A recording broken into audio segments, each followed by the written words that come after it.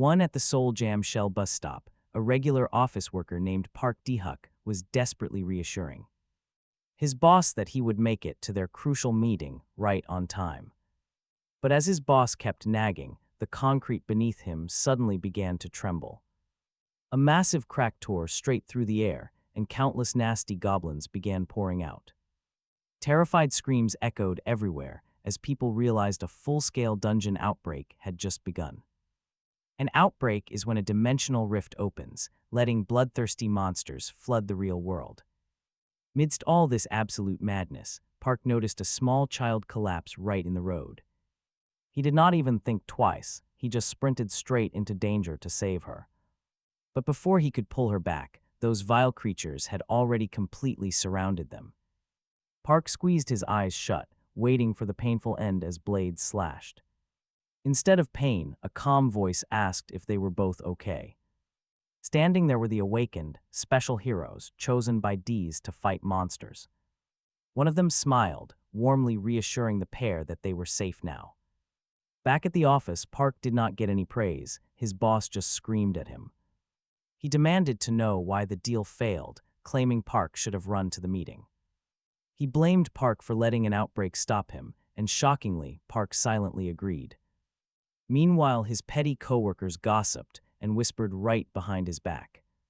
His boss threw the contract right in his face. Talk about zero respect. "This is your absolute last chance," the boss barked. "Sign it by tonight or you are fired." After hours, Park and his close colleague vented about their boss's terrible behavior. Nobody could have predicted a massive dimensional crack tearing open, after all. His colleague sighed, wishing he could earn enough cash to become awakened. Park joked that he wished his favorite online video game could awaken him instead. His friend scoffed. "Impossible," he said, "that is just a fantasy." Park shrugged it off and ran like mad to catch his bus. His coworkers shouted good luck, knowing Park had a rough deadline at 6. Park was hyper-focused on signing the deal when another sudden earthquake hit. Another rift ripped open, and snarling goblins immediately targeted him, gaining ground fast. The creatures clawed at his briefcase, but Park desperately clung to it. To him, those stupid papers were worth more than his own life. Luckily, a brave security guard yanked him inside and locked the gate. The guard slammed a button, sending a high-voltage shock directly into the monsters. Just then, cars screeched to a halt, and 4 awakened heroes stepped out. They charged forward, unleashing magic and heavy swords to obliterate the beasts. Park crawled out to look for his bag, completely overwhelmed by it all. Their arrogant leader, Kim Kal-young, tossed the bag back while boasting loudly. His teammates teased him, but the laughter was cut brutally short. A massive, giant goblin emerged with a roar that literally froze Park solid. Even as Kim Kal-young screamed at him to run, Park could not move. He charged forward to buy time, only to get crushed instantly in a blink of an eye. Seeing their boss get destroyed, the other awakened fled in absolute terror. Park watched the beast approach, panicking that his life was ending so pathetically. He fell back against a car as the goblin swung down a heavy claw. Suddenly, a screen flashed. He had awakened powerful DNF abilities. The system granted him temporary combat control, just as the beast lunged again. During the chaotic attack, Park unleashes a magic missile spell, shocking everyone nearby. Sliding right under its legs, he launches a burning hand spell from behind. Then, drawing his sword, he completely cuts down the goblin. The other awakened hunters stand stunned, while a girl claims it is a duel. Awakening, but her friend cuts her off, saying it is way more than that. Finally, the system announces that the tutorial is over, returning control to Park. 20 years ago, back in the year 2000, mysterious towers suddenly appeared globally. They were constructed from completely unknown and highly mysterious materials. And inside each tower sat a transcendent godlike being named Dios. Governments quickly sealed them up, but rumors still spread like wildfire. Soon after, massive monster outbreaks began devouring entire regions across the world. To stop them, chosen humans awakened with incredible special powers. 20 years flew by, and by 2020, society fully accepted the awakened. Then on March 27th at 6:12 p.m., Park Duong awakened as well. He was reborn as one of them, and we cut directly to his apartment. Staring at his jacket, he realizes that slaying that goblin yesterday was no dream. Remembering the battlefield, he wonders how he ended up holding a steel sword. He wonders if the goblin really died, but the weapon in his hand proves it. The left-behind weapon proves his awakening. Suddenly, two other hunters approach him. They call him Master, praising the incredible magic he just pulled off. Park is totally confused, but they insist he is way stronger than them. He tells them to clear out because people literally died here. But they shrug it off, saying deaths during outbreaks are totally normal. Since their leader is dead, they beg him to lead their squad. Park finds this bizarre, considering they panicked and abandoned him just minutes ago. He asks for some time to think, but they keep begging him to join. Suddenly, a KBI officer arrives with her guards, shutting the whole conversation down. She announces that everyone must follow KBI orders from now on. The two hunters panic, shocked the KBI showed up this fast.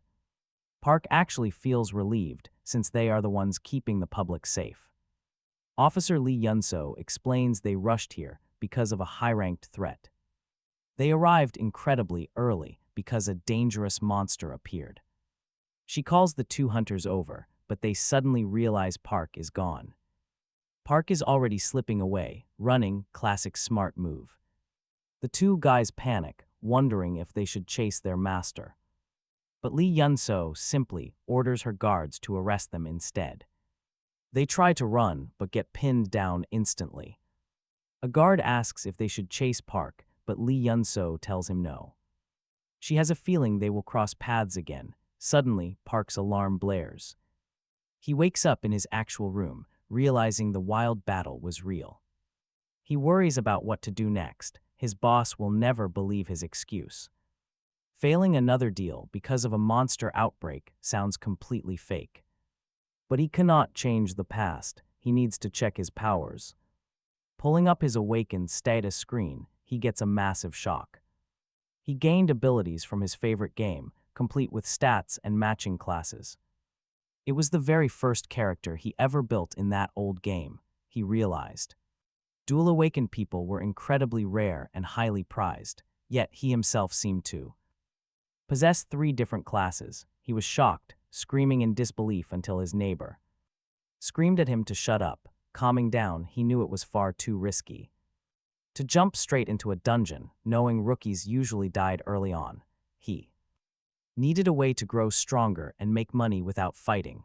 While planning, he noticed his Maxwell replication skill and decided to test it out on a cup. Summoning his power, he attempted the replication skill directly on it. Park tested his replication ability and discovered that it worked flawlessly. Creating an identical copy of the glass in both look and weight, he realized this skill was even better than the one from his game. After confirming the test succeeded, he immediately thought of finding valuable items, specifically relics. Ever since the massive outbreaks in the year 2000, antiques had absorbed dimensional energy and transformed into relics of various ranks. Rare-ranked relics alone were worth at least 10 billion won and could completely change a person's life. Although many old objects had become relics, no awakened person had ever been able to analyze them, keeping their true value and abilities a complete mystery. Park decided to use his analytical identification skill from his old game to search for relics, so he visited a nearby antique shop. After 3 hours of searching, he discovered an extraordinary ring among several other valuable items, and prepared to go. The shopkeeper noted his early morning activity, but Park casually explained that it was his day off and antique collecting was his hobby. As he walked out of the store, his boss suddenly called him, furiously demanding to know why he had not clocked in. Park finally snapped, telling him he was quitting, done with the insane shifts, done with 0 holidays. In constant disrespect, after hanging up, Park decided to head home and sell off the relics he had found. Along the way, he noticed two awakened fighters, yelling at each other in the middle of a crowd, just as the brawl escalated. Officer Lee Yun-so appeared, stopping them by force and reminded them that awakened street brawling was illegal. She warned that although she was letting them off this time, they would face jail if it ever happened again. Just then she noticed the crowd praising her, while bystanders near Park whispered about her impressive status as a B-rank KBI officer. She then spotted Park calling out to ask him to pick up the item he left at the outbreak site. Later at the KBI office, she apologized for only having instant coffee to offer. As they sat down, she explained that based on witness accounts and the abilities of the other awakened there, they could not have defeated the monster themselves, so she believed Park was the one who actually finished it. When Park asked if she was trying to recruit him, she clarified that was not her goal. But he had to register as an awakened to legally get stronger. She then guided him straight to the exam room. After testing, Park collected his gear and returned to her. She reviewed his results, staring at the paper in absolute shock. Handing it over, she quietly told him he passed, wishing him luck and telling him to survive, leaving Park pretty unsettled. As he left, another awakened asked her why she cared so much about someone with such low prospects. So gently, but she simply claimed it was out of pure curiosity. As Park walked out of the KBI office, he noticed agents trying hard to recruit newly awakened players, and felt quite relieved that nobody noticed him, since he only wanted to make some quiet cash without any annoying attention. Back home, he tried to duplicate more of his items, but the system blocked him, saying rare relics were off limits at his current low level. He still had 3 antiques left: a simple kettle, a fountain pen, and a flashy championship belt, so he decided to slip on the orc ring and check the online marketplace Diosnet. Now that he was officially registered as an active awakened, this marketplace and major hub for hunters allowed users to safely trade rare relics and share crucial intel. Meanwhile, over in Nagoya, a skilled awakened gunner named Rai spotted Park's listing. She instantly realized how rare it was for an everyday object to transform like this, especially one that boosted your core intelligence stats. She was determined to buy it despite some incredibly fierce competition. Unbelievable, but she actually managed to outbid everyone and win the relic pen. Over at the White Lotus Guild headquarters in Seoul, the Vice Guild Master Minsel mentioned to her husband, Guildmaster Kang In-han, that she had spotted a strange listing on Diosnet.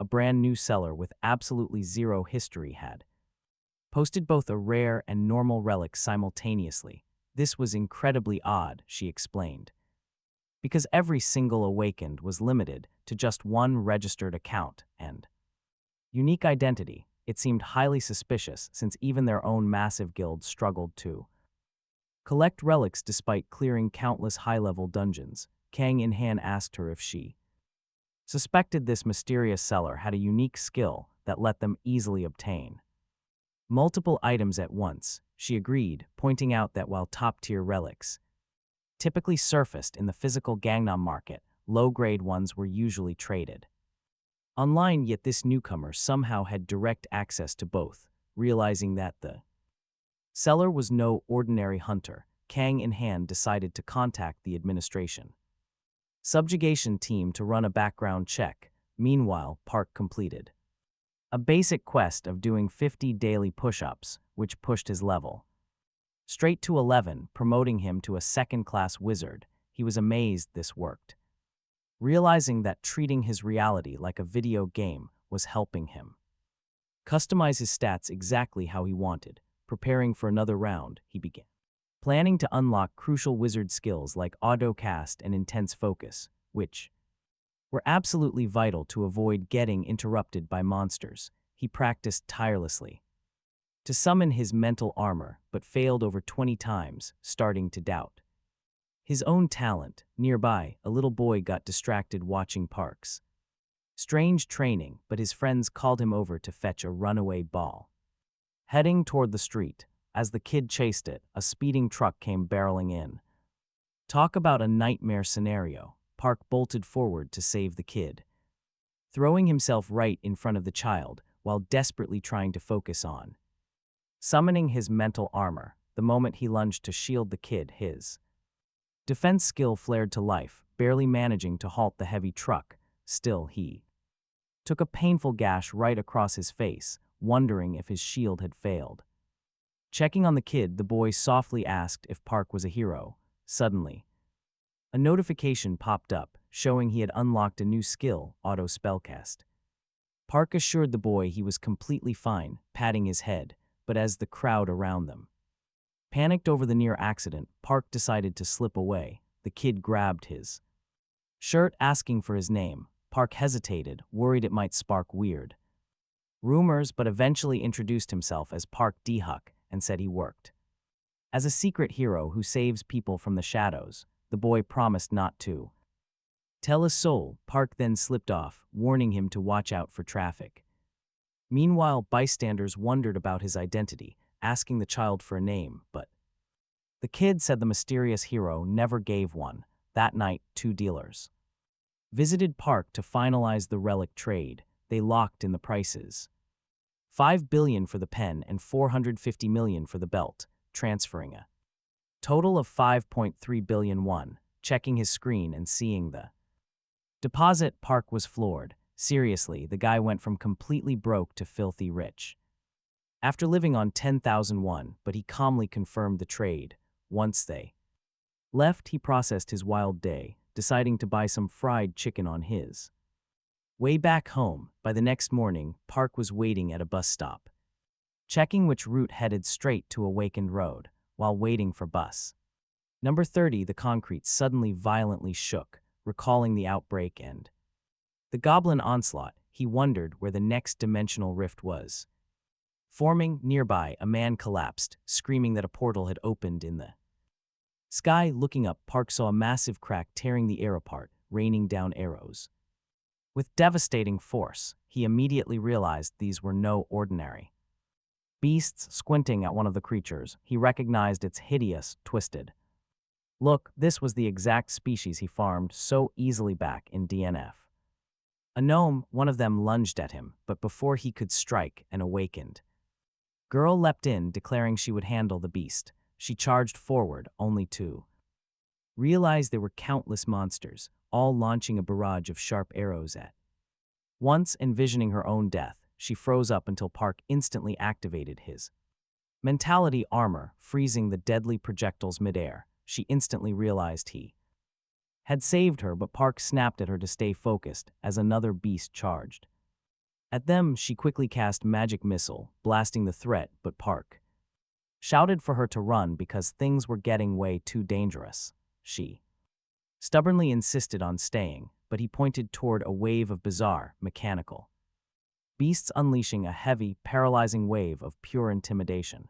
The skill instantly froze her solid. When she asked why he was unaffected, Park explained he had dealt with it before. He grabbed her tight, swiftly carrying her away to safety. Since she dropped her sword, Park told her to rest because she was still reeling from the shockwave. She thanked him, and when he asked to borrow her sword, she warned him it was cheap trash, but Park recognized it as a Modipus rapier, saying it would get the job done. Park charged toward the monsters, leaping onto a rooftop to scope out the enemy line. 10 hammer gnomes, 9 archers, and 1 shielded boss leading the pack. Since a basic spell would not cut it, he activated Magic's Harmony and Absolute Precision, buffing his stats before wiping out a chunk of the lesser gnomes. Dropping back down, he realized his magic packed a much harder punch than in DNF. As more gnomes charged, he activated his own fear skill, warping into a massive draconic shadow erupts with a roar, throwing the gnomes into sheer panic. When a stray arrow flies his way, his new form easily deflects it. Back at the shooter, he realizes that smarter monsters feel far more terror. He is incredibly glad he bought that replicated fountain pen. Knowing this fear effect won't last long, he locks onto the gnome leader. But his barrage spell fails to pierce the boss's heavy shield. Time to pivot. He infuses his sword with magic, striking the high-ranking beast with pure force. But as the heavy armor splits open, he's stunned by what he sees. Absolutely nothing. The suit is completely hollow. Talk about a bizarre twist. Realizing the threat is just empty armor, his confidence surges as the boss lunges. Activating absolute precision, he unleashes a swarm of searing magical missiles. The magical heat cracks the heavy metal. The real monster is hiding inside. The true body is buried deep underneath all of that heavy machinery. Now that its barrier is shattered, his spells can finally strike it directly. But time is running out. That fear effect is starting to wear off. He fires a relentless stream, overwhelming the machine completely. Until the armor shatters into pieces, to finish this once and for all. He leaps into the air and rains down a devastating laser storm. The leader is vaporized. He quickly cleans up the remaining stragglers. The fight is over. Park collapses in relief, glad only the boss had shields. Still, this close call proves he needs way more firepower for the future. He absolutely has to unlock Class 2 spells as soon as possible. Right then, Officer Lee Yuno rushes over, staring at him in disbelief. She asks if he cleared the whole dungeon solo. He simply nods. She inquires about the other awakened, Kim Loon, and Park explains the situation. She got hurt early on, so he carried her to safety first. When he asks about the loot, Lee Yuno calculates the massive payout. All 19 gnome bodies, plus the boss should fetch 500 million. As he gets ready to leave, she asks if he wants a television interview. Park instantly declines. He hates the spotlight and prefers the KBI handles everything. She nods in respect and thanks him, but as he slips away, a horde of aggressive reporters suddenly surrounds her, demanding answers. They demand details on the mysterious hero who wiped out the gnomes. Meanwhile, over at the Plum Blossom Guild headquarters, things are heating up. Vice Guild Master Chong Chun-hua delivers a shocking report to Lizzie. An outbreak occurred on Shinin Street, yet there were 0 casualties. Even crazier, only 2 F-rank rookies were on the scene. Yet one of them slaughtered E-rank gnomes using swords and magic. Even wilder, the rookie actually used spoken incantations. That is supposed to be completely impossible for modern awakened. Lizzie is stunned. An F-rank wielding swords, spells, and incantations. Mind-blowing. She realizes they must recruit this prodigy before anyone else does. Lizzie immediately scolds Chun-hua for standing around giving reports. He should have signed this mysterious F-rank genius on the spot. Someone who can use legendary incantations is a literal gold mine. He was an extremely rare irregular who needed to be recruited as quickly as possible. Realizing his blunder, Chun-hua apologized and rushed out to find Park. Meanwhile, across the city, White Lotus Vice Guild Master Min Xianyal sat in her car listening to the news. A broadcast reported that an outbreak on Shinryu Street was blowing up. A new F-rank hunter named Park had wiped out every single monster alone. She then got a call from her boyfriend, Kang In-han, the White Lotus Guild Master, who teased her for leaving all the work to him. They discussed the possibility of recruiting Park and how much a contract would cost. She argued they needed a massive offer for such a unique hunter, so he raised the offer to 10 billion won, but insisted Park must pass their test. First, she agreed, determined to get him, while he told her to focus on her job. Back at Park's apartment, chaos was brewing. Guild scouts gathered, all hoping to recruit him after hearing of his unreal power. Suddenly, the crowd parted in absolute shock. Min Xianyal, vice leader of the top-ranked White Lotus Guild, had arrived. She dismissed the other recruiters as mere fruit flies wasting their time. Many wondered if Park was already talking to her. But Min Xianyal declared only a giant like White Lotus deserved such a rare irregular. Then she noticed a note on his door stating that any offer under 100 billion won was trash. Stunned, she questioned the amount. Vice.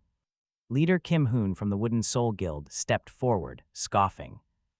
At demanding 100 billion won for some F-rank spellcaster, it was ridiculous, but Min Seonyol fired back, saying Park was no ordinary mage. He was an irregular, boasting powers nobody had ever witnessed, even though Kim Hoon argued that no one would pay that. She believed Park was just waiting for a guild that recognized his true worth. Frustrated, Min Seonyol vowed she would return with a much better offer and walked away.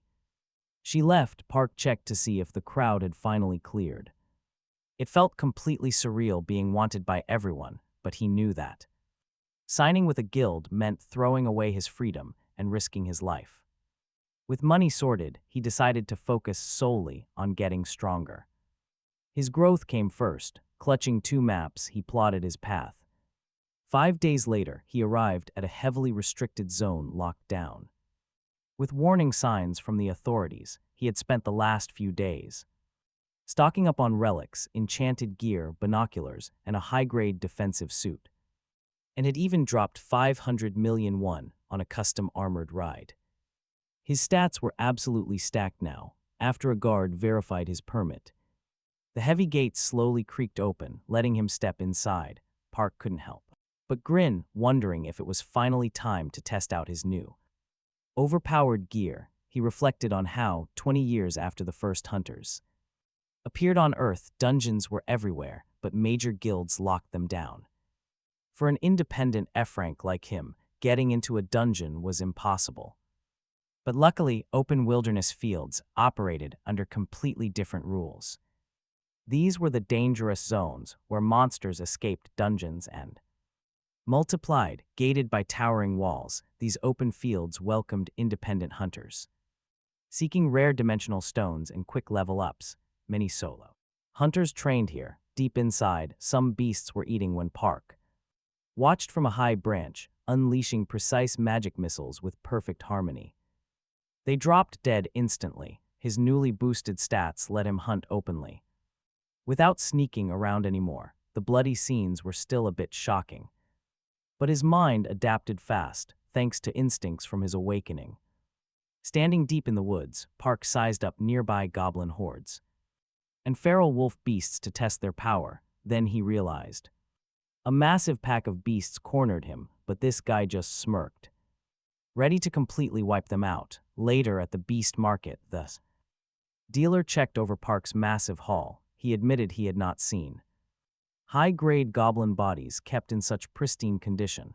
The estimated payout was a whopping 300 million won. Nearby hunters gasped in shock, staring at a single payday that dwarfed what most earned over 5 long years.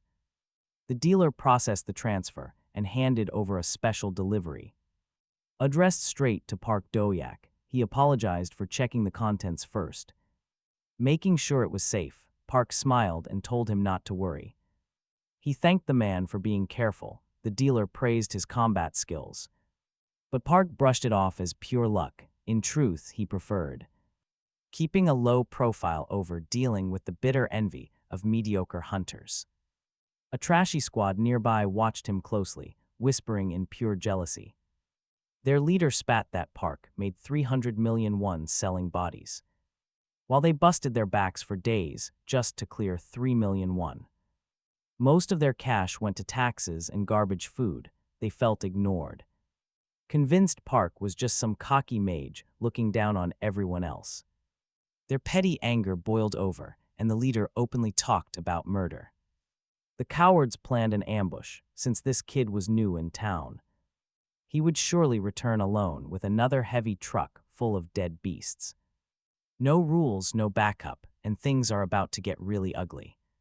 No law, no protection. They decided to steal everything he had, including his hard-earned cash, his armored truck, and those precious stones. The next day, Park loaded his heavy truck, complaining to himself. Hauling these massive corpses was way harder than actually slaying them. Nearby, the rat pack crept closer, sending one rogue ahead of the rest. The rest waited in the shadows. Standing by his tailgate, Park suddenly felt a surge of bloodlust, instantly triggering his defense barrier. The surprise strike hit but did nothing. The attacker laughed, assuming they had the upper hand, while his hidden buddies cheered. They rushed out to finish the job, but Park caught their blade. Without even flinching, he laughed at their pathetic excuse for skills. With a swift counter, he smashed the leader right in the jaw, calling his retaliation simple self-defense. Then his hands caught fire, scorching the thief instantly and leaving his crew completely paralyzed.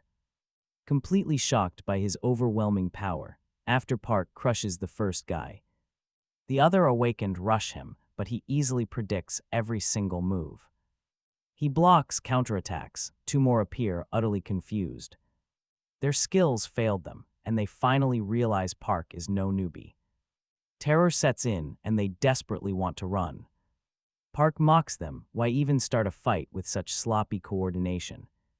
He activates magic harmony, launching highly precise magic missiles.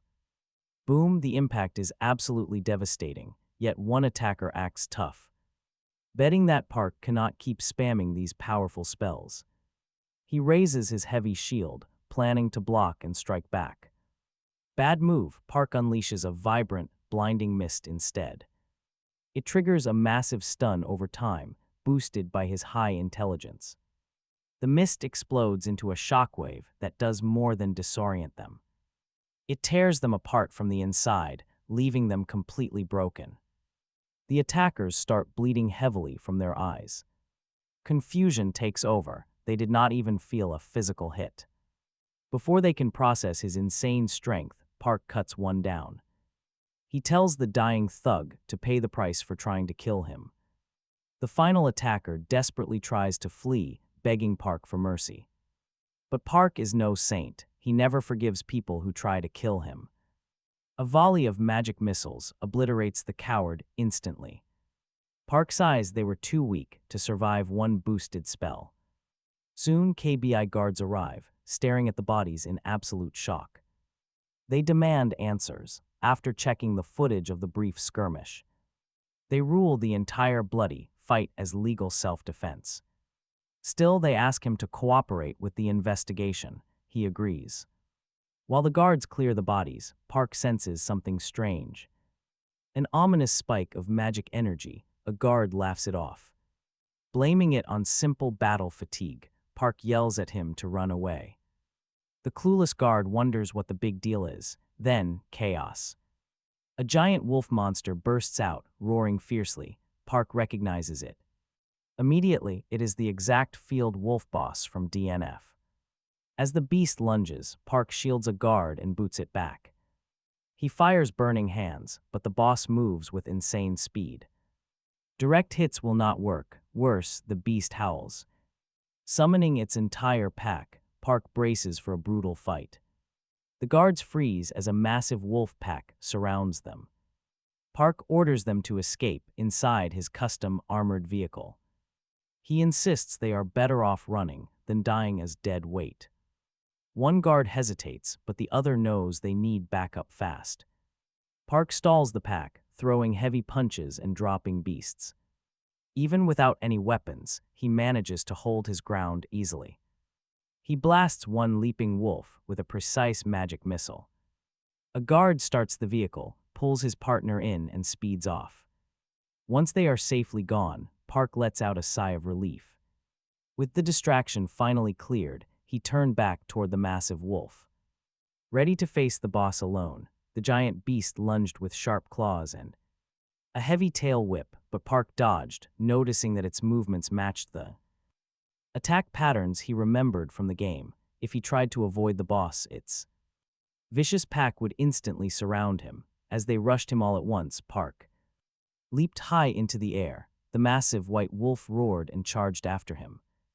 But Park used a skill that temporarily froze the beast in place, just like the skill delay mechanic from the game. He pointed his finger at the frozen wolf, deciding to finish this fight in a single strike. He combined Burning Hands and Magic Missile, unleashing both spells at maximum power.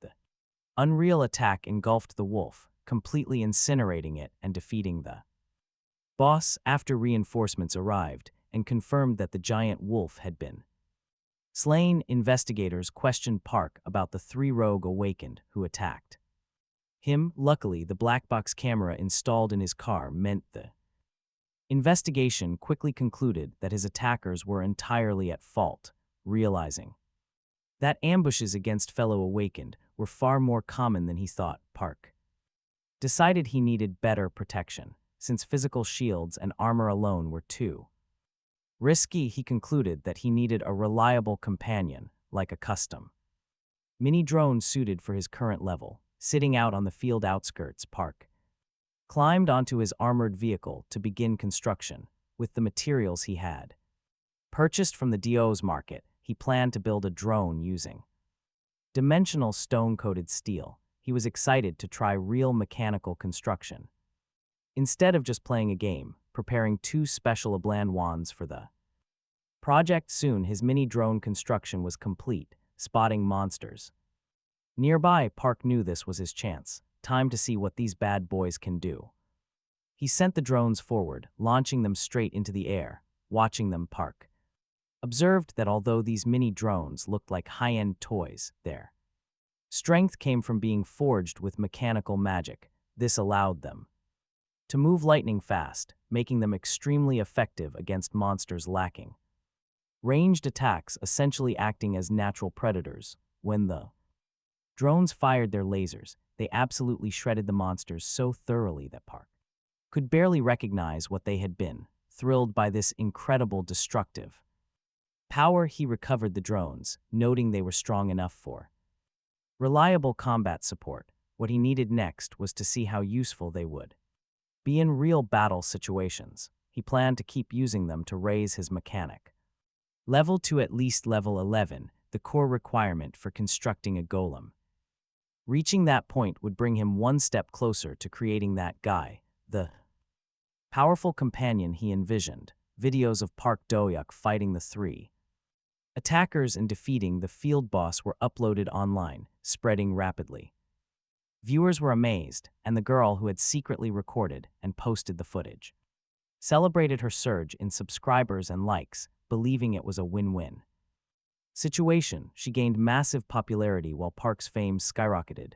Meanwhile, at the Plum Blossom Guild, Chun Hua discovered the viral video and was shocked by Park's strength. When he showed it to Guildmaster Lizzie, she too was stunned that an F-rank awakened had overpowered 3 attackers and slain a boss monster, taken down entirely alone. Lizzie insisted Chun Hua recruit Park immediately. Chun Hua hesitated, arguing that offering 100 billion won to some F-rank rookie was completely crazy, but Lizzie reminded him that even he could never have beaten such beasts at that rank. She argued that if Park was already this monstrous as an F-rank, his future growth would be limitless.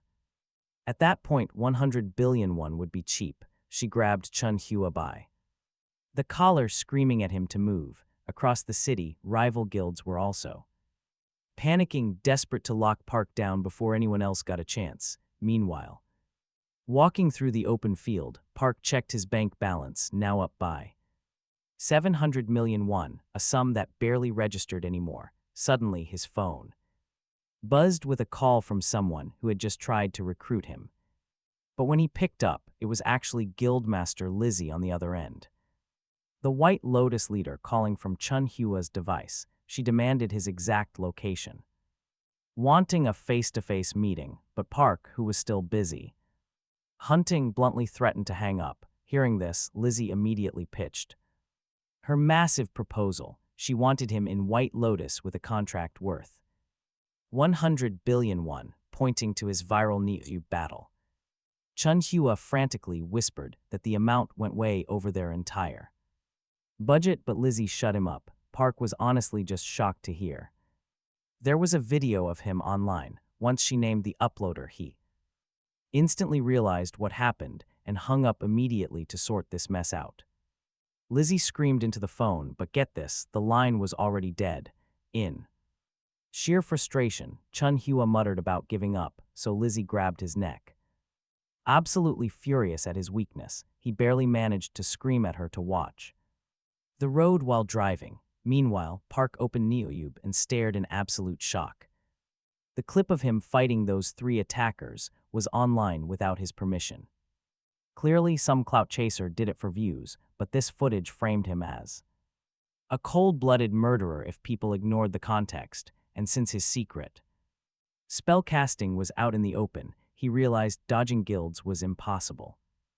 Besides, guild-controlled dungeons held the unique spell books and rare blueprints he desperately needed, so Park fired off a message to every single recruiter, making it clear he didn't post that video and his actual power was worth way more than 100 billion won. He issued a challenge. Meet at the Dio's market in Gangnam at midnight to see why. Any interested guild was welcome to witness it. Meanwhile, at the Blue Castle Group headquarters, CEO Baek Eun-ho lectured his daughter, Baek Do-hye, the Blue Castle Guild leader, about her revealing armor. She argued it aloud. Much better movement during raids than those clunky standard protective suits. Then she dropped a bombshell. She was going after Park Do-hye herself. After analyzing the footage, she knew he was no ordinary mage. Her father doubted if a rookie deserved such a heavy investment, but she trusted her perfect gut instinct. He was something truly special. Seeing his daughter genuinely excited and smiling for once, Baek Eun-ho gave in. He asked how much she wanted to offer the kid, maybe 10 billion. She smiled confidently, 200 billion won. Shocked, he still agreed to secure those funds, and Baek Do-hye hugged him gratefully. By midnight, Gangnam's day's market was packed as every major guild master gathered for Park Do-hye's big announcement. KBI officer Lee Yun-so kicked off the presentation, explaining that instead of a standard relic auction, they were about to witness something unique. She introduced Park as the spell-casting awakened, who had recently gone viral online. Then Park walked onto the stage, introducing himself to the crowd, and explained that unlike standard mage types, he did not have any skill delay. The room erupted in disbelief. Some called him a liar, while others claimed his viral clips were completely edited. To prove his point, Park instantly activated his magic shield armor. Guild representatives confirmed out loud that his casting speed was real and unlike anything before. Still, the crowd stayed skeptical, arguing that a basic shield was not nearly enough proof, and asserted that instant attack spells were physically impossible. Park expected that exact reaction, revealing a scarecrow he brought as a substitute target. Before he could start, Blue Castle Guildmaster Baek Do-hye raised her hand, offering to assist, saying a trained tanker from her guild would make a better target than some scarecrow. She stepped up with a tank, asking if Park would agree to the test. Park addressed the crowd, explaining to them how standard spellcasters normally need long casting times to use skills, leaving them wide open and entirely dependent on tanks. But then he showed them his own setup. His spells trigger instantly the second he mutters an incantation, letting him cast while staying mobile. He also pointed out that his magic was not weaker than normal spells. It was actually far stronger, making instant casting his true specialty. For the live test, Blue Castle Guild brought out their elite D-rank tanker, Mong-mi, as the target.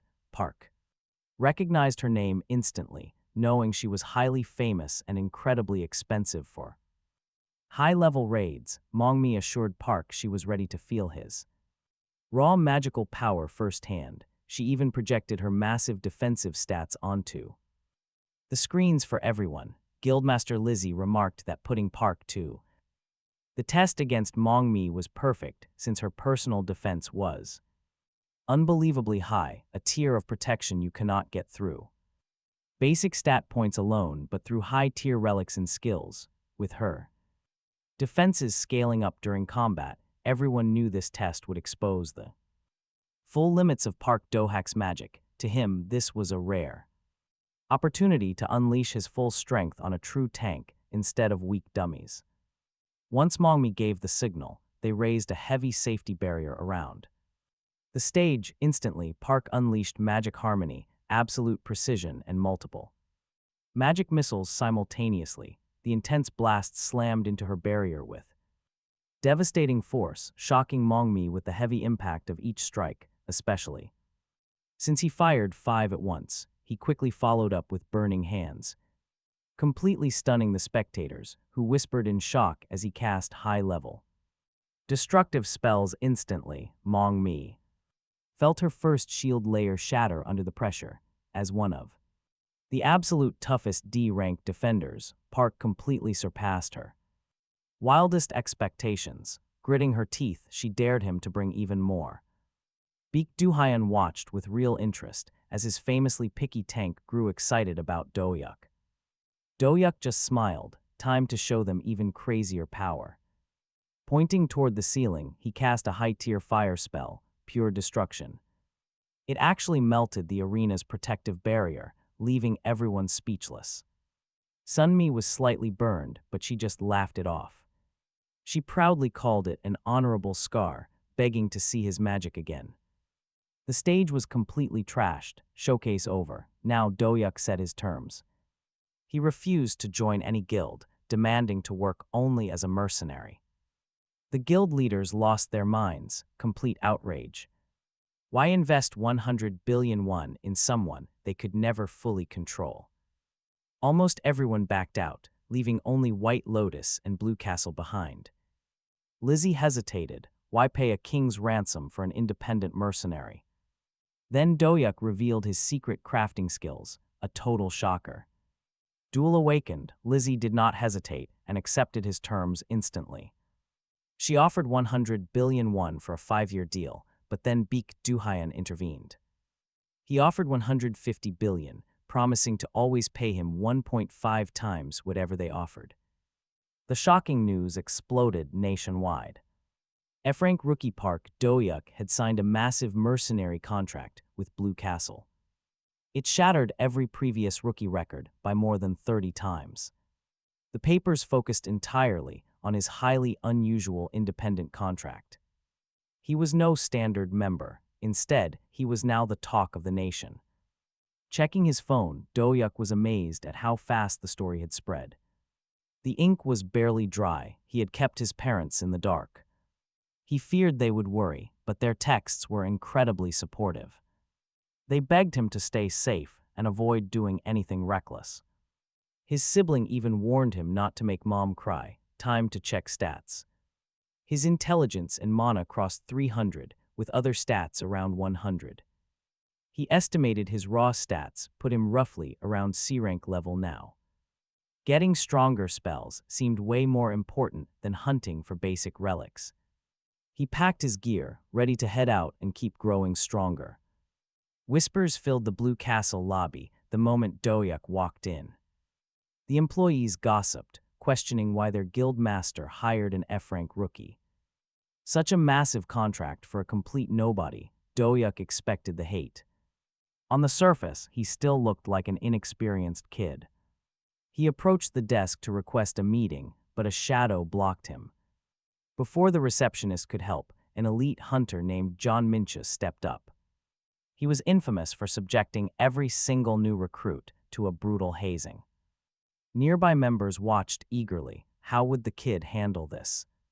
John offered a handshake, but his grip instantly turned into a vicious test. He squeezed with bone-crushing force, trying to break Dohyuk's spirit. Dohyuk smirked. Their little rite of passage was not going to work. Activating his magic armor to boost physical strength, Dohyuk held completely firm. John's smile faded. The rookie did not even flinch under the pressure. Dohyuk provoked him calmly, asking if that pathetic grip was his absolute best. The onlookers whispered in terror, fearing John went too far, but then they noticed something. But Park Doohyuk did not even flinch. Furious, Jean Minchial pushed his power. He went all out, but Park matched him without breaking a sweat. Then Park squeezed harder, completely crushing the guy's insane grip strength. Just like that, Jean lost his own game, leaving the entire crowd speechless. Right then, Doohoy stepped straight out of a dungeon and stopped the chaos. She ordered the instructor to teach Jean Minchial some basic manners. The instructor bowed, admitting he had failed to train him properly before. Park quietly realized just how strictly this guild kept its members in line. Duhoi then gestured for Park to follow, noting she heard he wanted to meet. He wondered if this whole stunt was a setup to test his strength. Shaking off the thought, he followed her up to the highest floor. This was the master's office, the command center of the Blue Castle Guild. She explained that the massive room also doubled as her private living space. Why was he not out spending his massive new fortune, she asked. Park told her that cash was not his goal, he needed a specific dungeon. It was a special mechanized goblin dungeon, matching his unique metal-shaping abilities. She recognized it instantly as the EF-ranked dungeon, Cinderum D731. A goblin chief engineer ruled that place. She pulled up the official files. She handed the permit over, saying his growth directly benefited the guild too. Park smiled. This was exactly where the rare golem blueprint would drop. Duhoi confirmed the gate was under their control, but there was one catch. He would get access, but only on a single condition. She wanted to tag along. Wait, what is she really planning here? Sunmi was training herself half to death, pushing her limits as usual. Instructor Park Guy approached her, asking if she ever took a break. She paused, immediately spotting a strange training file in his hands. He explained that after the lobby incident, the guildmaster was pretty furious. So Guy had to personally retrain Jean Minchial from the ground up. Sunmi brought up the rumor about Park Duhyuk's unbelievable new deal. A historic contract worth a staggering 150 billion won. The instructor confirmed the rumor, asking how strong Park actually felt. Sunmi admitted it. She had not taken a hit like that in years, and it honestly thrilled her. Next time, she wanted to spar with him with everything she had. Guy smiled. He was glad she finally found a ranged fighter she liked. He teased her about always speaking like a soldier on duty. Softening her tone might make her sound more like her age, he teased. Sunmi shrugged, explaining it was just a habit from her strict upbringing. Guy laughed it off, promising to save a spot on her team for Park. They would make a killer duo. He warned her not to overdo it. She agreed. By 6 a.m. near Cinderum Station, Duhoi was already waiting. Welcoming him warmly, she stood ready for his first real run. He was stunned she moved this fast, but she just shrugged it off. Taking care of him was top priority now that he joined Blue Castle. Even the porters she hired were awakened hunters. Just look at those civilian porters, proof of how massive this top-tier guild is. Before entering the dungeon, Dohai asked him if he was completely sure about going in solo. Park just smiled, his confidence was calculated. Staring at the shimmering dimensional gate, he knew his first real dungeon run was finally starting. Once inside, they found a grass forest. Dohoi explained that dungeon structures are random, though this specific one seemed pretty standard to him. She reminded him she would stay behind to observe while he showed off. Park scanned the terrain, picking the forest path. The other option was a clean, wide-open grassland. Smart goblins always trap easy routes, so he deliberately headed inside. He cast his mentality armor shield, bracing for their sneaky tactics. The shadows closed in as Park pushed forward. Suddenly, his danger sense flared as bullets came flying through the trees. Dodging easily, he spotted several goblins sniping him from the branches. Sprinting between their shots, he had them pinned down. More of them leaped out to ambush him, but he activated his shield. They slammed right into each other, looking like complete idiots. Park used burning hands, completely roasting the entire group at once. Once they fell, he noted they were barely even a threat. He pushed deeper into the woods until the environment began to shift. Strange mechanical structures rose up, the infamous mechanical labyrinth. This zone was famously packed with deadly traps. Watching silently from behind, Dohoi realized his power was off the charts. She assumed he would struggle against bazooka-wielding goblins or melee fighters. Instead, he swept them aside like absolute nothing. But his insane spell precision was what truly blew her mind. Typical F-rank mages average only 35% accuracy in their first month. Yet his aim was flawless, approaching the labyrinth. Dohoi recalled that one wrong path here triggered horrific traps. We are talking poison thorns, wasps, or chainsaws. When he suddenly froze in place, she wondered if he was finally getting cold feet. Then she noticed he was deploying that same drone from the market. Her jaw dropped seeing the machine function perfectly inside the dungeon. No man-made technology was ever supposed to work in these spaces. The realization left her completely astonished by his absurd abilities. Inside the dark labyrinth, Park sent drones ahead. Using sight sharing, the live camera feed beamed straight into his retinas. Now every hidden goblin and nasty trap was laid bare before him. With eyes in the sky, getting lost or hitting a trap was impossible. He could easily farm them for quick experience. He spotted a squad behind a wall, ready to jump him. But Park simply floated up, leaving them shooting at nothing. While their leaders screamed for them to fire, Park prepared a counter. He cast a reflect image illusion. They wasted their ammo on it before he combined shield and burning hands. Wiping out the entire goblin squad, right after, his system chimed in to notify him that he leveled up.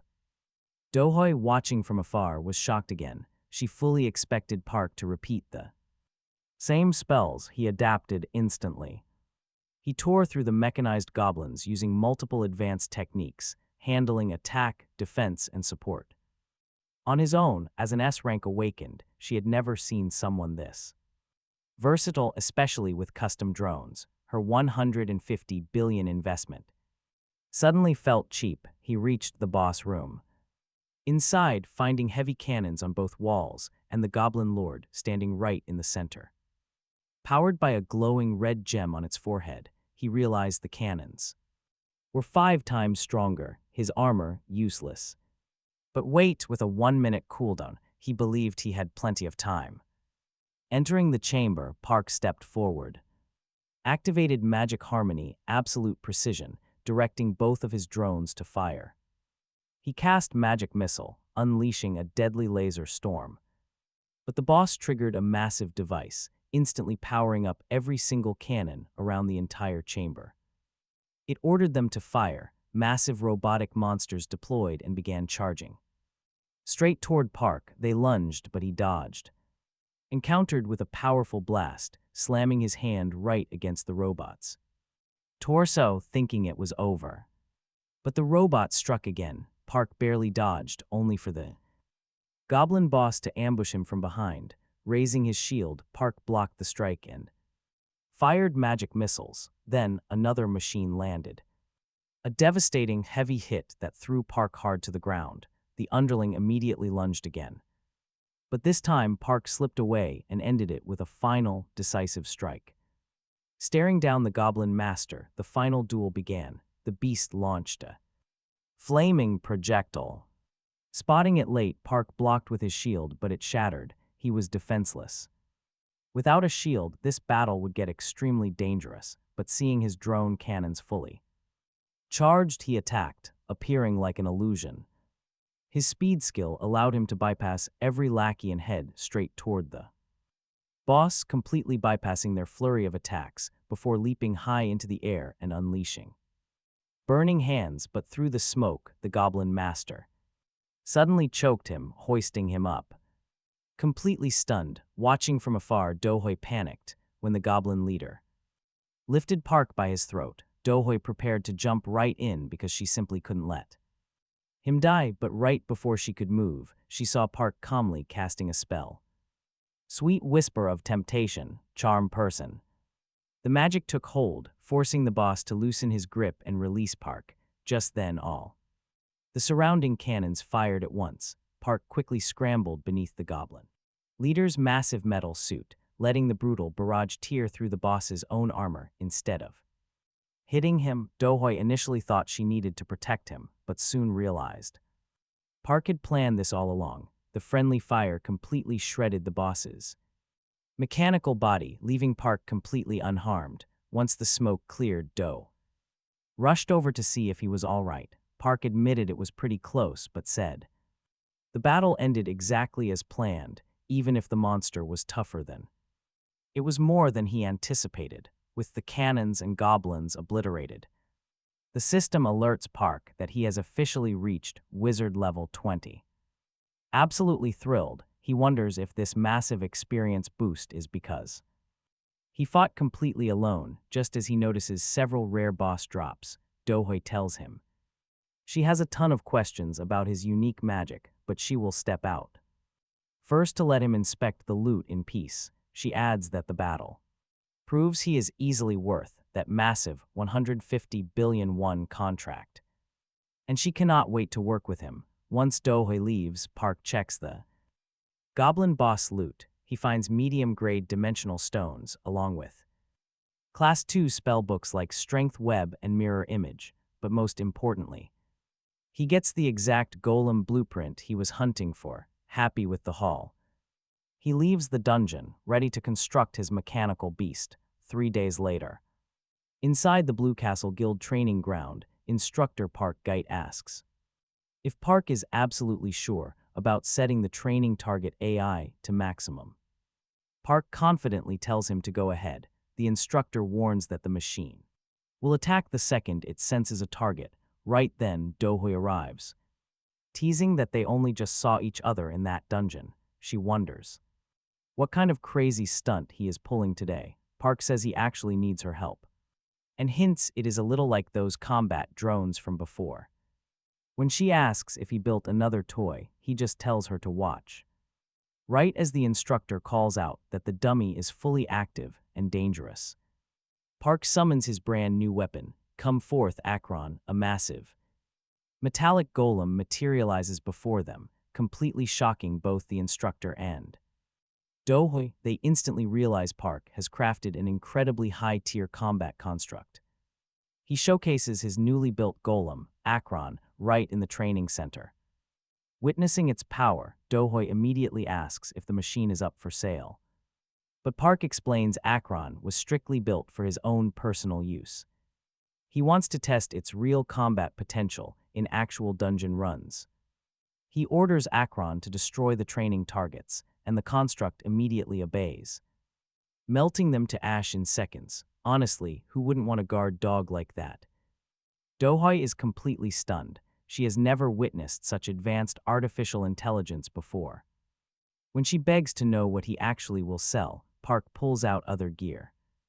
A massive explosive, a surprise ice bomb, and a flashbang sightseeing bomb. Do is absolutely stunned to see him casually retrieve them out of thin air.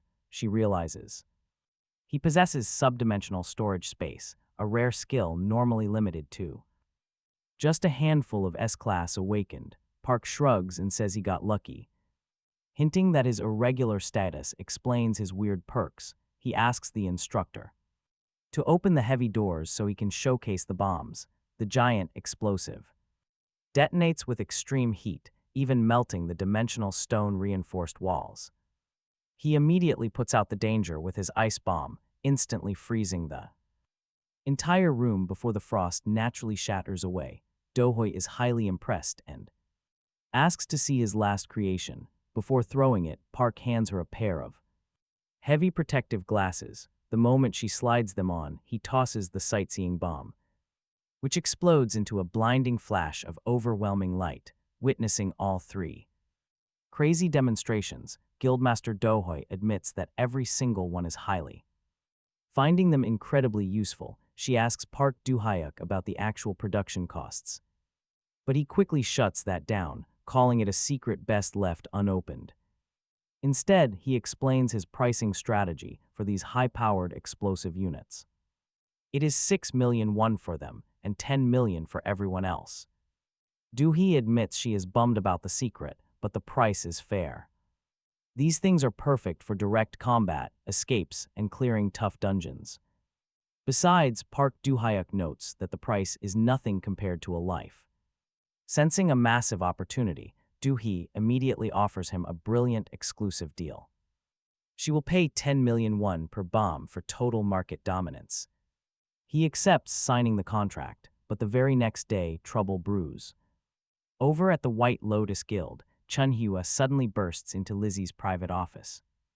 He slams down a report on Blue Castle's sudden and terrifying growth. And trust me, what she reads in there completely ruins her day. Lizzie freezes when she sees that their rivals landed an exclusive deal. They are selling insane dungeon explosives created solely by Park Do-hyuk. Furious, she regrets not grabbing him when she had the chance. Chunhua tries to calm her down, suggesting they just wait it out. They can just recruit him after his 3-year contract ends. Lizzie snaps at his stupidity while outside, employees whisper in fear. The entire building is buzzing over Blue Castle's sudden monopolization of power. Lizzie makes Chunhua drop to his knees, utterly displeased with him. She asks if he really thinks the boy will remain unchanged in 3 years because by then, his power will be off the charts. When he asks where they are heading, Lizzie orders an immediate recon. They need to investigate Blue Castle's new gold mine right this second. Meanwhile, at the Blue Castle release event, absolute madness breaks out. Honestly, the hype is insane as everyone fights to get their hands on them. Guild masters scramble for contracts, begging to buy Park Do-hyuk's lethal explosives. They scream about stock limits and whether he truly crafted them all. Staff confirms everything is genuine and sold under an exclusive contract. Watching the chaotic crowd from a balcony above, Do-hee simply smiles. An aide stands beside her, wondering why the big boss showed up. She chuckles, admitting she just wanted to witness the show. This entertainment is too good to miss, especially after their past history. 2 years ago, they lost crucial dungeon rights near Namyang Station. Their rivals had spread nasty, malicious rumors about Blue Castle. They targeted Do-hee when she was only 18, stealing their victory. That bitter grudge never died, and now she heads down to meet them. Right on cue, Lizzie and Chunhua arrive at the venue looking displeased. Lizzie complains about the temperature, but forces a polite greeting anyway. Do-hee welcomes her back, dryly asking what brings her here unannounced. Lizzie wonders why the guild master is personally handling a simple release. Do-hee fires back, she would never miss Park Do-hyuk's grand debut. Lizzie admits she came looking for her, prompting Do-hee to lead the way. They head to a private room, the tension rising with every step. Downstairs, Park watched the wild scene on his office security monitor. He felt glad to be out of it. Just then, Sunmi walked in holding dimensional stones. Park thanked her, saying he could not leave his spot during the construction. She insisted it was fine. Park was genuinely shocked to see her and asked how she even tracked him down. Sunmi said the guild master pointed her this way because she had a special request. She wanted a real one-on-one duel with him. She explained that during their previous encounter, she only blocked his moves and now wanted a real test of her own skills. Park agreed to the match but asked her to wait a bit since his construction work was still ongoing. Sunmi sat, saying she would wait as long as it took, and offered some help.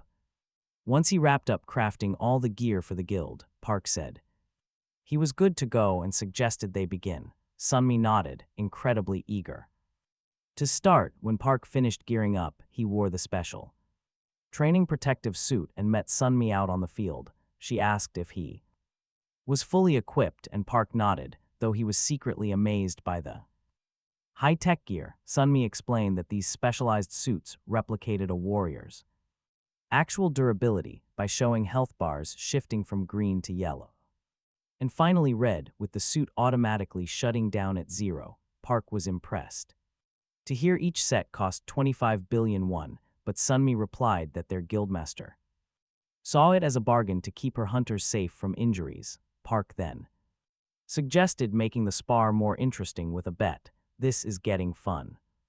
Proposed that if he won, Sunmi would become his exclusive tank for 3 months. If she won, he would serve as her personal mage for free. Sunmi carefully asked how long this exclusive contract would last, and Park confirmed it was just 3 months. She pondered it. Just then, Guildmaster Dohoi walked in, admitting she found the whole wager pretty entertaining. Park and Sunmi gasped in surprise. Park mentioned he assumed she was still busy chatting with Lizzie, but Dohoi smiled and said that meeting was finished, and thanks to Park's powerful explosives, their chat was actually quite enjoyable. She heavily hinted that she loved the leverage his creations had handed her. Sunmi then reminded the leader that she was D rank while Park was merely F rank, asking if he should get some kind of handicap. Park immediately flatly refused, saying he would call off the match if she went easy. He did not need any help. Dohoi admired his sheer confidence and asked Sunmi her thoughts. Sunmi smiled and agreed to fight without any handicaps at all. Do then raised her hand and signaled the start.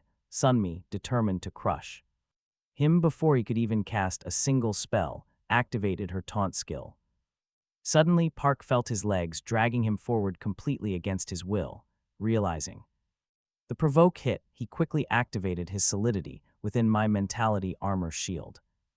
Then quickly stacked Magic's Harmony and Absolute Precision, instantly firing off magic missiles while charging directly toward her. Sunmi stood her ground with Iron Wall defense, boosting her heavy durability. Park instantly read her strategy, provoked to drag him close, then Iron Wall to absorb his incoming spells before launching a deadly counter, a classic tank move. He knew a brute force approach with raw power could work, but that was not his goal for this match. Suddenly, thick smoke fills the arena. Sunmi quickly identifies the smoke screen, instantly using her mana. Realizing Park cast multiple spells in seconds, she holds her breath. She calculates that he must have burned through a massive. Assuming he will charge in to end this, she waits. Ready and right on cue, Park lunges straight toward her. Moving incredibly fast, he activates his duplicate skill, Mirror Image. Dozens of illusory clones scatter through the fog. Next, he coordinates his next spell with flawless precision.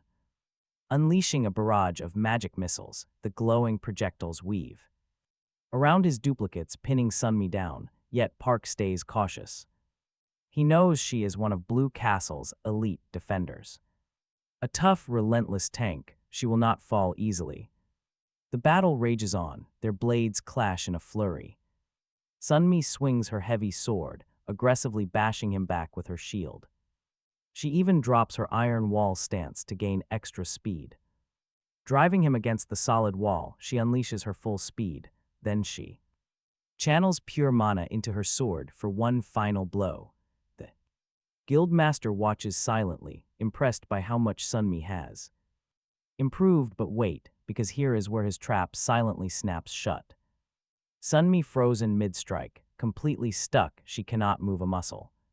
Shocked, she looks down to find glowing threads binding her limbs. The Guildmaster examines the sticky strands, asking if they are spiderwebs. Park nods, explaining that during his initial smoke screen setup, he secretly laid threads across the entire training floor, since their protective suits prevent any real injuries from happening. He avoided attacking her directly. Sunmi finally puts it together. His rapid assault with the duplicates was never a desperate charge. It was bait to make her drop her Iron Wall defense stance. Park admits her slash was strong enough to crack his armor. But his master plan succeeded anyway. Sunmi smiles and admits defeat, promising to defeat him in their next encounter. Park agrees, and when she asks to be untangled, he quickly apologizes for getting distracted before releasing her from the sticky webs. The Guildmaster praises both fighters, declaring Park the official winner. She leaves Sunmi in his hands, and Park promises she can rely on him. At the White Lotus Guild headquarters, the vice leader stands on her balcony when a guard reports that the assassins have safely entered the border. She asks if security is tightly maintained, and her guard promises everything is quiet, no leaks at all. He adds that their dealings with the spider ghost were kept entirely anonymous, meaning zero risk of being traced. Satisfied, she dismisses the man with a word of praise. Left alone, she opens her phone, staring at the latest updates on Park. She mutters that his skills were a literal golden goose, far too valuable to lose. But since he chose the Blue Castle Guild over her, she was ready to burn everything down. If she could not have him, then no one else would. The next morning, 3 dangerous men gathered at a quiet bus stop. One named Soul was on his phone, confirming their arrival and requesting info on their target.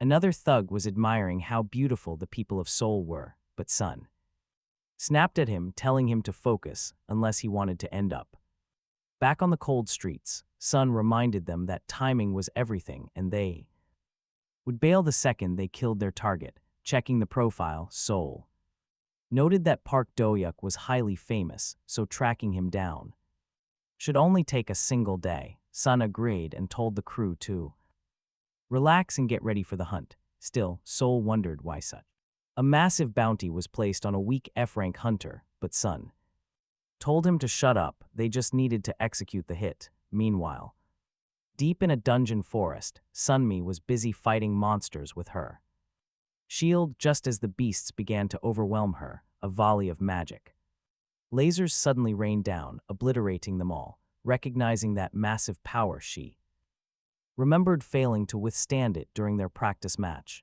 Yet she admired Park's insane destructive speed. Park casually stepped up, telling her to hurry because these monsters were boring him. Sunmi felt frustrated, knowing that if Park's spells were this incredibly powerful, a defender like her was completely unnecessary. She felt like a burden and vowed to find a way to contribute. Park noticed her spacing out and asked what was wrong. She brushed it off, surprised his scouting drones could operate inside a dungeon. Park smiled, promising she would see even cooler things if they kept moving forward. He also reminded her to drop the formal speech, but she still hesitated. Park told her to take her time with it before advancing. He noted that since it was their first day together, he would keep active buffs on them to speed up their run. She did not have to force herself to match his pace. A team moves together. Suddenly, a group of massive trolls and goblins blocked their path. Park noted that although trolls are normally easy to kill despite their healing, they get dangerous when backed by a shaman who buffs them into killers. He wanted her to hold their aggro for as long as possible. She agreed, though she doubted she would last long. Park then summoned Akron, his giant steel golem, which charged right into the fight. Sunmi stood completely frozen in shock at the sight of it. Park calmly explained that Akron was his own creation and told her that they would hold the monsters while he went after the shaman. Park activated invisibility, an advanced spell usually reserved for B rank hunters, and completely vanished from sight. Sunmi was left absolutely astonished, wondering how many more incredible secrets Park was keeping. As Akron clashed with the massive trolls, she reminded herself she had a long way to go to stand beside Park, but vowed to do her part. Meanwhile, at a quiet building, a group of armed thugs launched an attack. Inside, when a victim asks why they are doing this, the attackers just mock him. They sneer that they do not need a reason, he was simply unlucky. After finishing their brutal assault, the group regrouped to report to their leader, Sun, that they found clear traces indicating Park Do-hyuk had recently been in the area. They seemed surprised at how easy tracking him actually was. One of the gangsters openly questioned whether South Korea's security around dimensional gates was always this lax. Sun explained that because the country was small and lacked manpower, lower-ranked gates often had very minimal protection, making them incredibly easy to infiltrate. He warned the others that the mules would arrive soon, so they needed to eliminate Park Do-hyuk quickly and leave. With that, the group entered the dungeon chamber to hunt him down, while Akron and Sunmi continued fighting off the trolls. Sunmi wondered whether Park Do-hyuk would really be able to cut through the monsters and reach the goblin shaman.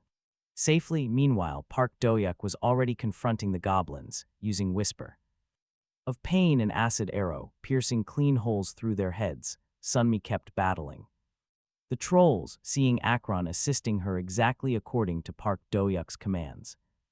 Park Do-hyuk praised Akron and immediately followed up with Wave of Lightning and Lightning Bolt, completely wiping out the remaining large monsters. He remarked that the fight was finally becoming challenging. Sunmi commented that he seemed like a completely different person compared to when they sparred. She asked if it was because he met Gilma the day before. Park Do-hyuk explained that he had met Gilma about a personal matter and through him had obtained 3 spell books: Invisibility, Acid Arrow, and Lightning Bolt. Using his Identify ability, he figured out just how useful those spells were. After they finished clearing the monsters, Sunmi said they were almost at the end. Park Do-hyuk suggested she rest for a moment, though she insisted she was not tired, just. Then Park Do-hyuk heard something unusual. Hoping it was nothing, he activated invisibility and used his drone's shared vision ability to check the dungeon entrance. Through the drone, he spotted 3 intruders entering. Bad timing. Realized they were not members of Blue Castle and questioned how they had passed the KBI guards. He asked Sunmi what they should do if unregistered intruders entered a dungeon. She explained that they were supposed to verify their permissions or forcibly remove them, and if the intruders resisted, they were allowed to kill them. Park Do-hyuk reacted with surprise, confirming if that rule was really true, while Park Do-hyuk and Sunmi continued fighting. The trolls, the 3 intruders, secretly observed them from behind a large rock. One of the intruders remarked to Xiang that Park Do-hyuk's magic did not look nearly as powerful as rumors suggested, and Xiang agreed, saying he did not expect Park Do-hyuk to struggle so much in a D-ranked dungeon. Still, he reminded the others that they were being paid, so it did not matter. The youngest member, Machnai, questioned why their target seemed so unimpressive. Xiang told him to look at the group of trolls and ordered him to go first and draw their aggro. Machna complained that Xiang was trying to take the easy route again, planning to hide and ambush Park Do-hyuk once the trolls chased in their direction, but Xiang praised him for understanding without being told. Machnai reluctantly agreed and ran. He heads off to carry out the order, while Xiang instructs their 3rd intruder. He wants him to watch Park and Sunmi closely so they do not try anything unexpected. The man nods in agreement as Park and Sunmi take down a troll. Park admits the fight is quite a bit tougher than he originally expected. Sunmi points out that the creature's regeneration is far stronger than they anticipated. Still, she believes they have more than enough strength left. Nearby, the watching intruders whisper to each other. One of them speaks up. He still cannot believe a guy like Park is worth 150 billion. Xiang tells him to shut it, pointing out the monsters Machnai lured are heading right over. They are rushing straight for Park and Sunmi, a massive horde of 6 trolls and 9 goblins. Park spots them and wonders why on earth these monsters are moving. They should have stayed put unless someone went out of their way to provoke them. Seeing the chaos grow, one of the intruders asks Xiang if they should act. Maybe they should just finish the job themselves. Xiang asks if he can handle it. The man boasts that it is easy, so Xiang orders him to take out Park. He says to handle Sunmi afterward. The killer immediately hurls several knives. They fly at Park, but he calmly blocks everything with a shield spell. Then Park calls out to Akron, who is already waiting right behind the assassins. Akron grabs both of the attackers with absolute ease. Instantly, they panic. They scream to know what is happening, but even Xiang has absolutely no clue. Park commands Akron to throw the captured men straight at the oncoming trolls. Park steps forward to confront them, asking how it feels to be the prey. To feel as helpless as the man they tried to ambush, one assassin snaps. He charges with knives, but Park instantly incinerates him. He uses burning hands to melt him. Xiang watches in terror, realizing Park's power is on a completely different level. He suspects Park knew about the plan. From the start, Park set a trap, and now he warns Xiang. Don't stand around. Just then, a giant troll appears behind him. Xiang panics and begs for help. Right then, another assassin tries a sneaky move, planning a stealth attack, but Park vanishes and reappears right in front of him. He fires a volley of magic missiles. The shocked attacker cannot believe it. How did Park detect him? Then, he notices a drone hovering overhead. Realizing Park used it to track them, Park tells him he relied too much on his own skills. As trolls gather behind him, the man finally understands.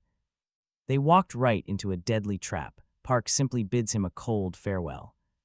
Later at the Blue Castle Tower, Dohoi tells Park the KBI finished investigating yesterday's incident. She explains that the three intruders were from Yanbian, likely assassins sent by a shadowy figure known as Ghost Ant, and awakened from China whose face and identity are unknown.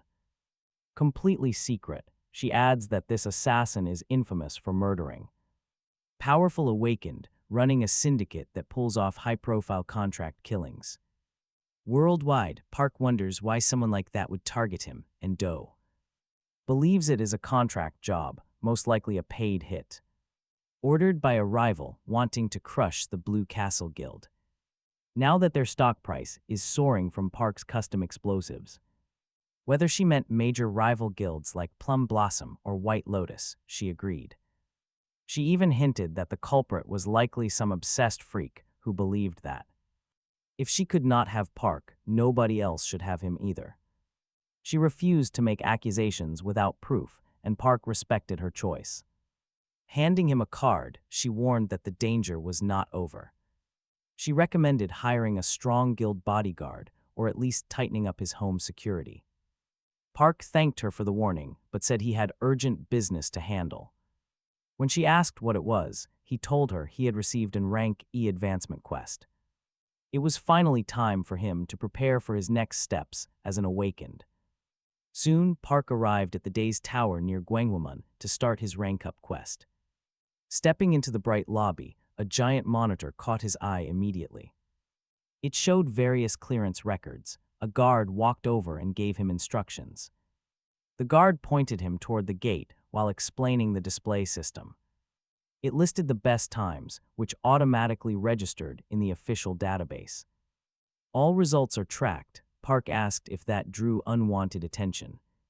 The guard nodded, confirming that finishing fast proved you had exceptional, monstrous talent. Hearing this, Park grinned. A sudden wave of excitement flared. A record-breaking run might get him into their private library. With access to their library, he could easily acquire some of the most advanced magic spells.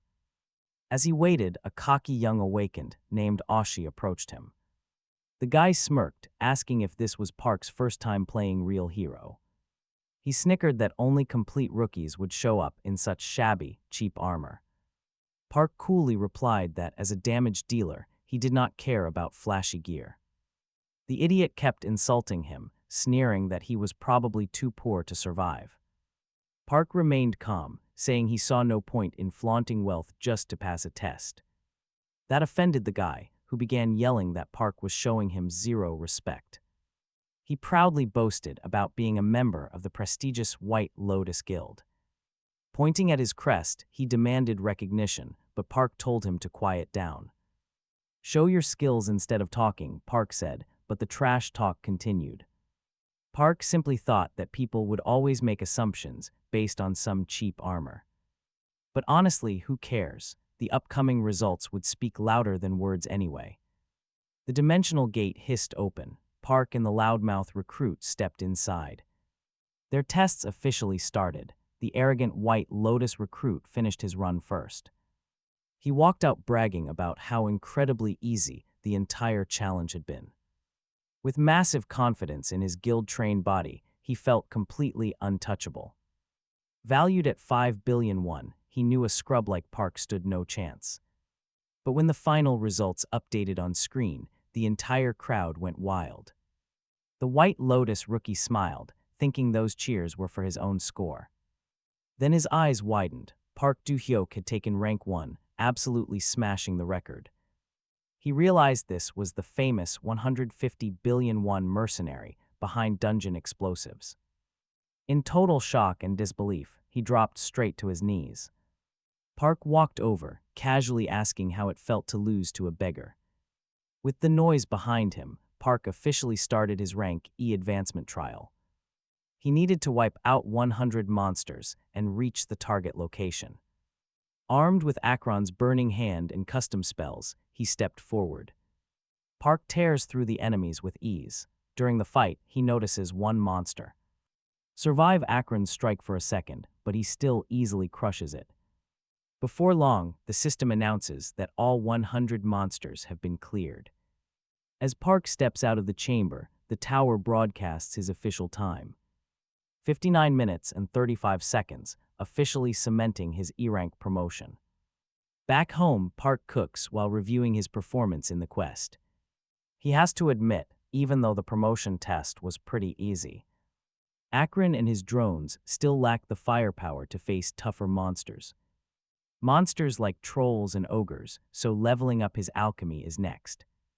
It's the best way to beef up both himself and his summons. But when he goes to change classes, a sudden notification pops up. Reaching E-rank means he can now select a rare, special spell. These are permanent passive skills that are usually locked to character creation. He never expected to get one here, realizing just how massive this is. He carefully weighs his options to see what would help him most. He already has great defense, solid offense, and strong summon skills. The only thing he really lacks is healing, so he makes his choice. He grabs a priest's healing spell, allowing him to survive on his own. No need for a teammate now. He's incredibly lucky, almost too lucky. It makes him wonder if some higher power is actually watching over him. Meanwhile, the White Lotus Vice Guild Master, Minseol, is relaxing in her room. Suddenly, Park shows up. She acts completely thrilled to see him. She mentions she has been wanting to reach out since their last meeting. Calling him the city's hot new rookie, she warmly invites him to chat. Park skips the small talk and asks her flat out why she tried to kill him. Minseol looks absolutely shocked, instantly playing dumb and denying everything. She claims she doesn't even know the ghost ant, stepping closer to take his hand. Gently asking if he's hurt, her worried act makes him hesitate for a split second. But he snaps out of it and yanks his hand right back. He reminds himself that her guild is infamous for playing dirty. And Minseol herself, she'll do absolutely anything to chase a quick buck. He refuses to be fooled by her pretty face, sitting down calmly. He tells Minseol that he fully expected her to deny the whole thing. So he gives her two clear options. First, pay him massive damages. In exchange, he'll forget the hit attempt, but if she refuses, he'll blow the whistle on everything. Minseol still tries to play innocent. She claims none of this has to do with her guild, but Park just stands up. He coldly points out that she knows exactly who loses most if this leaks. Turning to leave, he tells her they can just pretend they never talked. Panicking, she calls out to stop him, desperate to make a deal. She offers up to 3 billion won, but Park demands 10 billion instead. She gasps at the insane amount, pointing out that he has zero evidence. But Park just smiles. Her panicked reaction is all the proof he needs. Realizing she's trapped, she reluctantly agrees to hand over the cash. But she warns him with a cold glare if a single word of this leaks. If they were in public, she would actually kill him, leaving the White Lotus building. Park checked his phone and found an update about beefing up his home security. He noted that Minseol truly acted exactly like the rumors said, and she would probably interfere again. Before long, he also knew that once his ghost aunt realized her assassins had failed, she would try again. Because of that, Park decided he had to become way stronger. Then, another message arrived, this time from the Info Guild, finally replying with solid details about a lead near Isu Station. Park remembered he already had plans to pick up some books he had ordered nearby, meaning he could easily handle both errands in one go. He realized it had been quite a long time since his last real treasure hunt. Nearby, a frustrated man sat alone at a table, staring blankly at his financial planner ID card, and wondering exactly where his life went sideways. He thought becoming a professional planner would fix his struggles, but absolutely nothing changed. Opening his group chat, he saw one of his friends bragging online about making crazy money from just one dungeon run. Bitter resentment welled up inside him. While he barely scraped by, others got rich simply because they were lucky enough to awaken. Standing up, he blamed his bad luck on failing to awaken. But check this out. Right then, the ground began to tremble. Looking around, he saw an outbreak forming unlike anything he had witnessed before. Instead of pushing people away, this dimensional force was violently sucking bystanders into the rift. He knew instantly that any normal person pulled in would be killed by the vicious monsters waiting inside. Nearby, Park also spotted the anomaly. It shocked him. He had never seen an outbreak pull people inside instead of repelling them. Knowing that those helpless bystanders would die without help, he rushed toward the chaotic rift. Before he could reach it, two men suddenly stepped out and blocked his way with a warning sign. While the rift grew more unstable, these two awakened guys stepped forward and loudly introduced themselves as Kim Jun and Yun Mansu.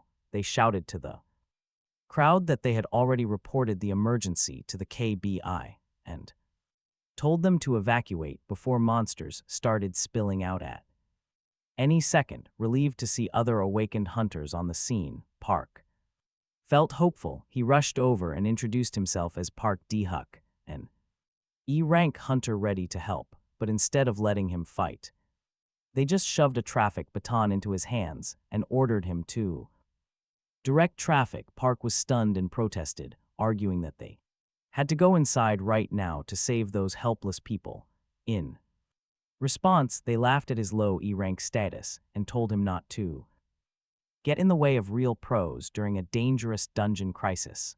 One of them even patted his shoulder condescendingly, telling him to just stick to managing the crowd. Park quickly brought up the official hunter law, which forced them to prioritize saving lives, asking why they were ignoring it. They acted like running from danger was fine. MSU just smirked and asked sarcastically if Park actually believed he could save everyone. Park calmly told him to take his hand off and step aside. Then he triggered rapid reinforcement and haste, darting right past them, leaping straight into the chaotic outbreak zone just before the gate slammed shut behind him. Inside that nightmare, a financial planner slowly woke up on the ground, completely confused about how he had ended up there. Just moments ago, he was at Isu Station. When he tried to stand, he noticed a deep, bleeding cut on his leg and could not move. Strange, eerie noises echoed through the forest. He turned and saw a massive, horrifying beast eating everything in its path. Terrified out of his mind, he scrambled to escape but instantly collapsed, crying out in absolute despair. Tears pooled. He had never done anything real for his parents. Then the massive hand grabbed him, hoisting him toward its gaping mouth. He begged to be saved, promising to give up everything if he survived. But just as the beast threw him, Park Do-Huk leaped in. Talk about perfect timing, catching him safely right before he could hit the hard ground, landing gently. Park asked if he was okay. Still in deep shock, the trembling survivor stammered, asking who saved him. Park calmly introduced himself as Park Do-Huk, an awakened hunter here to rescue him. Park quickly checked his injuries and asked if he was all right. The man pointed to his leg, whimpering that he was completely immobilized. Seeing the deep wound, Park placed a hand over it, triggering his healing magic and instantly restoring the broken limb. When Park asked if he could walk, the trembling survivor tested his leg, realized it was completely healed, and thanked him with tears of gratitude. Park instructed him to head back, explaining it would lead safely to Isu Station, but before the survivor could even take a step, he suddenly screamed, pointing behind Park as the giant beast charged them again. Suddenly, Akron burst out, wrapping its tail around the monster to restrain it. Park barked in order to Aaron fling it away. The massive golem spun around and launched the beast into orbit, with the immediate danger cleared. Park helped the survivor up. They had to keep moving fast because there were still more civilians trapped inside who desperately needed help. Meanwhile, outside the outbreak barrier, 2 awakened guards patrolled, urging everyone to evacuate. Suddenly, 2 KBI officers arrived and started tossing the barricades aside. But the guards quickly blocked them, warning that the area was off-limits. One officer stepped forward, Choi Dejo Ho, vice director of the KBI Seoul branch. He immediately demanded to know if they had checked the inside of the outbreak. The guards instantly lost their tough attitude. Stammering that they were just securing the perimeter, they mentioned some crazy awakened had sprinted into the dimensional door while they stayed outside because going in was suicide. Vice Director Choi flared up, asking what they were doing while a rogue hunter recklessly charged into the outbreak. They muttered that they were waiting for backup to avoid dying. Choi asked coldly if any monsters had actually come out. When they replied, the officers had completely forgotten their duty to protect civilians and fellow awakened. During crises, he reminded them, the awakened carry the heaviest responsibility. An officer quietly urged the vice director, pointing out they were short on time. Hearing this, he cut his lecture short and ordered everyone to move out immediately. Inside the chaotic outbreak zone, Park was already darting deep through the thick forest. Scanning with his drone, he spotted a lone survivor cornered by a beast. Park rushed in without hesitation, casting Whisper of Pain to distract it. An acid arrow followed, instantly putting the creature down for good.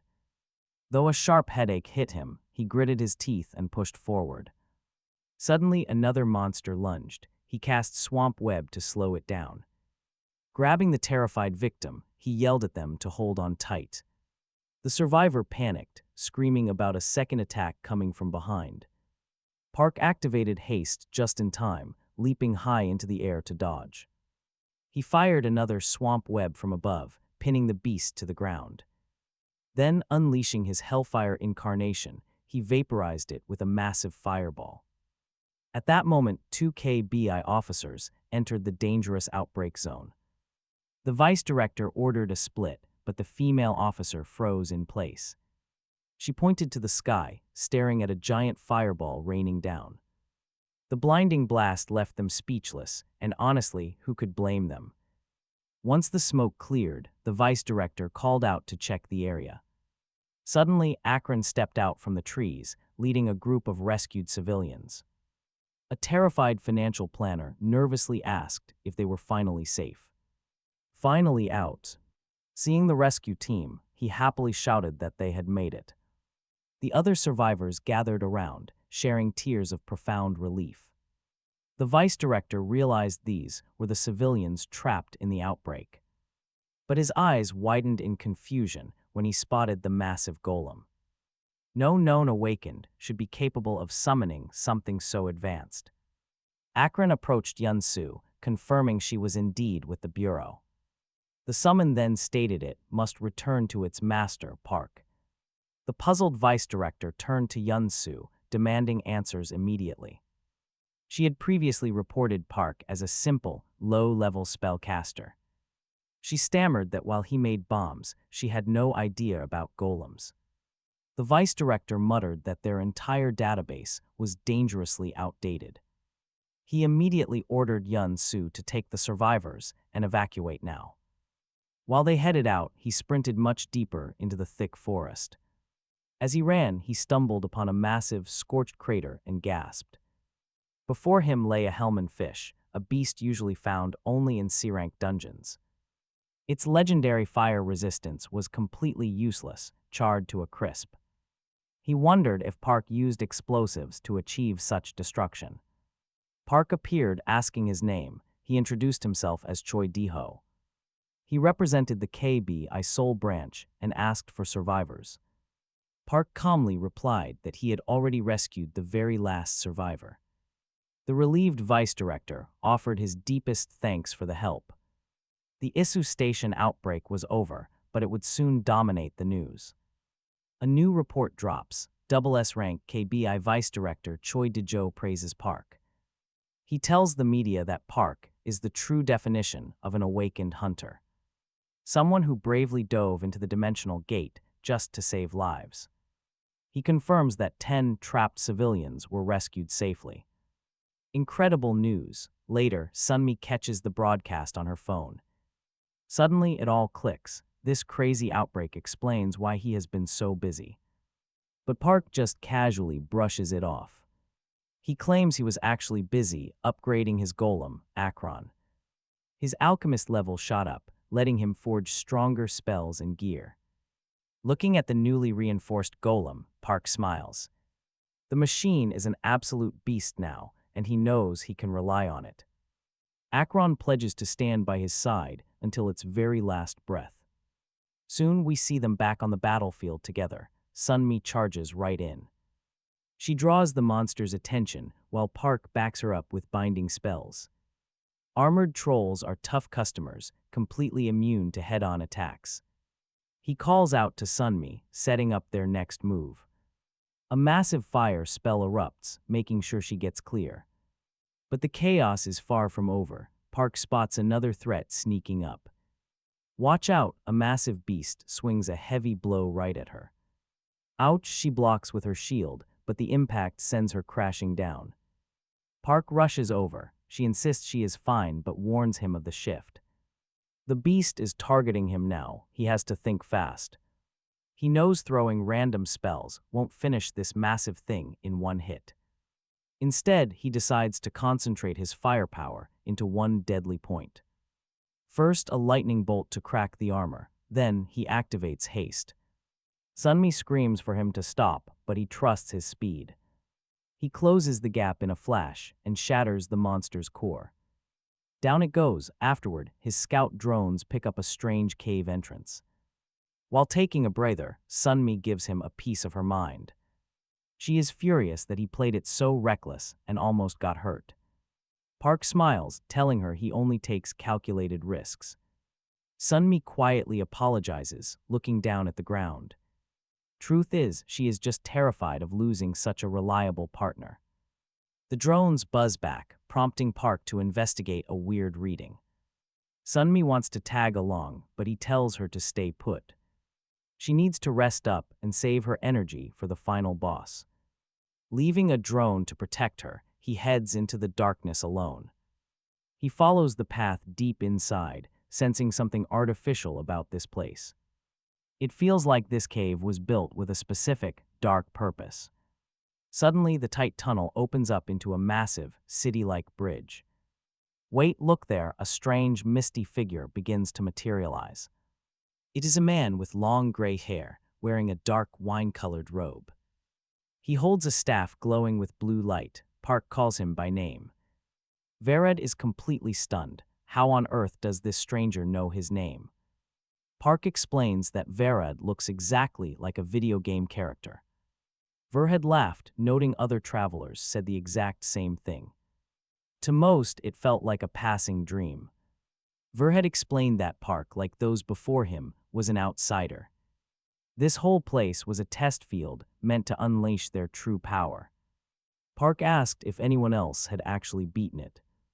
Verhed admitted plenty of others had tried, but they all failed. Most of them fell brutally short of the final hurdle. He offered Park the chance, promising a legendary reward if he won. Failure would only prove the limit of his skills. Risk, no problem. Park knew he had to get stronger. He took the deal, and Verhed laid out the objective. He just had to reach the magic tower alive and breathing. But the path was packed with endless traps. Shifting terrain, terrifying beasts, and giant black lions guarding the finish line. Mental trials proved he could easily handle the beasts. But those giant black lions were on a completely different level. The sheer realism of repeated failure left him deeply shaken. He could not win by force. Ver had urged him not to fear trying. The master refused to elaborate further, leaving Park with his thoughts. That was when a crazy, brilliant realization hit him. Looking around, he noticed a solid wall right behind him. There was no cliff, meaning this map had a major loophole. He decided to ditch the obvious path completely. He remembered a character choosing the road nobody dared to take. With a smirk, Park resolved to try something completely wild and dangerous. He bolted forward with a brand new fire in his chest. All fear was gone. It was finally time to take action. Instead of following the trail, he sprinted straight for that wall. Activating haste, he smashed right through it toward the tower. He had entered a separate dimension, completely hidden from Verhad. A massive black lion suddenly appeared right in front of him, blocking his path. Park panicked but immediately fired off a color spray. He slipped right past the giant beast, completely unscathed. Right after, the system announced his brilliant victory. Opening his eyes, Verhad warmly congratulated him. He was the first to succeed, proving creativity beats force. Park stayed humble. He claimed he only paid close attention to his surroundings. Verhad laughed, saying everyone else got those exact same clues. For his reward, Verhad offered a blessing on his finest relic. Park proudly presented his trusty ring of faith and light. Verhad upgraded it, binding the unique relic directly to Park's soul. The divine blessing would now allow him to cast spells without chanting. An absolutely incredible reward that he eagerly accepted. He felt Verhad's massive mana flow directly into him. Verhad handed Park Duhayak a ring, and he instantly realized it was his first legendary piece. Verhad asked how he felt about the legendary ring. Park replied that he was beyond satisfied. In fact, he felt completely reborn. Hearing this, Verhad smiled. He was glad to hear it and told Park Duhayak that it was finally time to go back. When the hero asked if this was goodbye, Verhad offered a soft smile. If their worlds ever connected, they would meet again. Park agreed, though he felt some quiet regret. He was too focused on the trial to just talk. That was when Verhad asked for his name. Introducing himself as Park Duhayak, he faded away. Verhad quietly bid him farewell. He promised to always remember that name. Instantly, Park Duhayak flashed back to his own world. He dropped right back onto the battlefield, where Sungmi was desperately fighting monsters. Only 30 minutes had passed since he vanished. Unreal. Sungmi let out a breath of relief seeing him safe, but a monster lunged from behind. Luckily, Akron jumped in and crushed it. Park noticed his ally seemed way stronger. Warning Sungmi, he unleashed a barrage of fireballs, acid arrows, and magic missiles. The combined spells obliterated another beast, vanishing it in a massive burst of light. Sungmi realized that although her tanking was the same, his spells were incredibly overpowered now. Even his casting time had completely disappeared. She couldn't help but wonder what happened. Park simply shook his head. They needed to move on. The next day, Park sat in his office inside the Changsung building, deeply reflecting. He quietly pondered over the legendary ring and the new spell set he received. Just then, the guildmaster walked in and asked how things were going with Sungmi. She noted that Sungmi had been pushing hard in C++ ranked dungeons. Park assured her everything was great, highly praising the girl's trust and teamwork. The guildmaster was glad to hear it, but pointed out that Sungmi needed rest. She had been training non-stop through the weekends. She asked Park to watch over her. Park promised he would, thanking her for letting them team up in the first place. The guildmaster then shifted the topic, asking why Park had requested this meeting. He explained that he wanted to sell a special item through the Changsung group. Pulling out a scroll, he explained it was an identify scroll for revealing hidden stats. Skeptical, she suggested testing the scroll on a high-tier piece of equipment. She offered her personal weapon, the silver blade, confident she knew all its stats. Park agreed and immediately unrolled the scroll, activating it directly onto her sword. Once the magic faded, he handed the blade back. She gasped in absolute shock. She discovered a powerful new hidden option she had never even heard of. Park explained that drawing out these buried abilities was the true power of the scroll. To him, this was just a basic spell from his gaming days in DNF. Back then, gear always came unidentified, but things were very different in this world. Countless relics here remained mystery items because no appraiser job class existed. That is, until he acquired this insane ability. The guildmaster sat back in awe, in her 10 years running the guild. And witnessing countless unique powers, she had never seen anything like this. He was a complete anomaly. When Park asked for her thoughts, she hesitated. She admitted she needed some time to think. This scroll was incredibly valuable. It was a priceless item only he could make. How many could he produce? He calmly replied that 120 scrolls a day was his absolute max. The plan was to sell exclusively through the Blue Castle Guild, starting at a base price of 20 million won, which could shoot up depending on the market response. She offered to run the sales and distribution for 10% of the net profit, which Park accepted. She promised this identify scroll would shake up the entire world. Park smiled, ready for the chaos. 5 days later, the launch of the identify scroll changed everything for the Awakened. Suddenly, relic ranks and hidden stats were fully revealed, sending market prices into the stratosphere. The scroll was an instant hit. Media eyes locked onto Park, the genius creator, bringing a flood of TV interview offers and even massive online fan clubs. Meanwhile, the scene shifts to a quiet office. A woman asks Mr. DeJoe if 5 days had passed since they first rolled out those new identify scrolls. He nods, confirming it, before reporting that the price soared from 20 million won to 33 million. Honestly, who could have expected one single skill to trigger such absolute chaos so fast? But he warns that if other nations find out, global players will make a move. They must act. He mentions that Ms. Yunso Lai is currently working with Mr. Du. Hayek. Hearing this, the woman orders him to secure an interview with Park. Daeho nods. Cut to the KBI Seoul branch lobby, where Park checks his phone. His grip on this world is growing, but to go global, he knows he must scale things up nationally.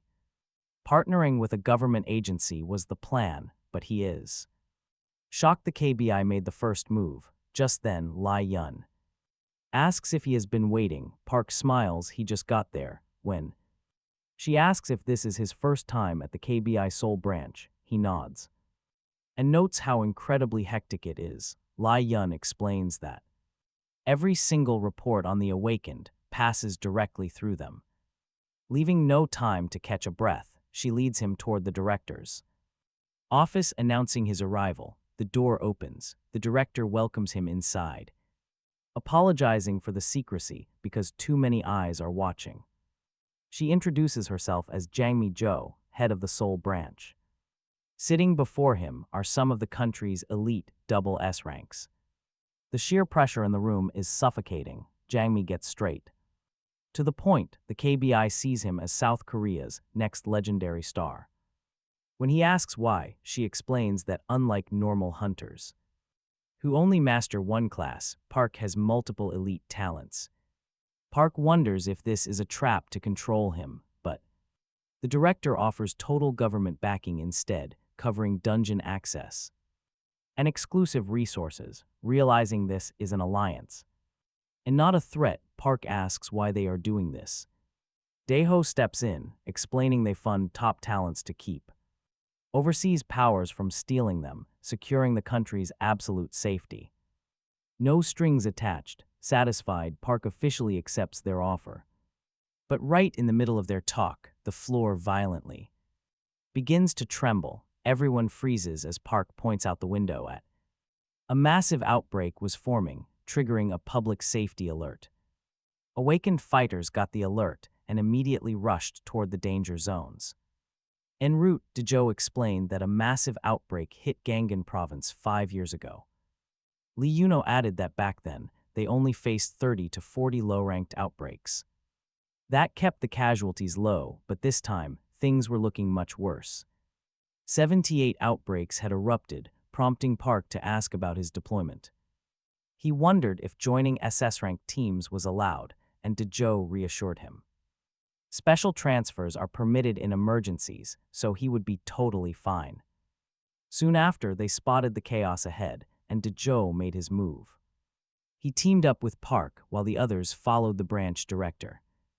On site, a giant monster cornered terrified civilians, ready to claim its first victim. Just in time, Akron arrived, unleashing wild flames to incinerate the beasts. Most crumbled to ash, but one giant managed to dodge the heat. It lunged at Akron, but Dejo leapt from a rooftop to intercept. He absolutely crushed the beast with a devastating, fire-infused punch.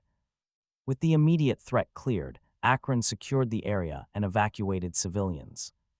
Dho admitted he was highly impressed by Park's powerful golem.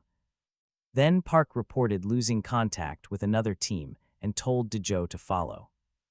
Dejo agreed to trail the drone while the KBI director chimed in. She jokingly asked if he had destroyed any more buildings this time. Dejo insisted he was completely innocent, but she promised to check later. Suddenly, horrifying spider-type monsters swarmed her from all sides.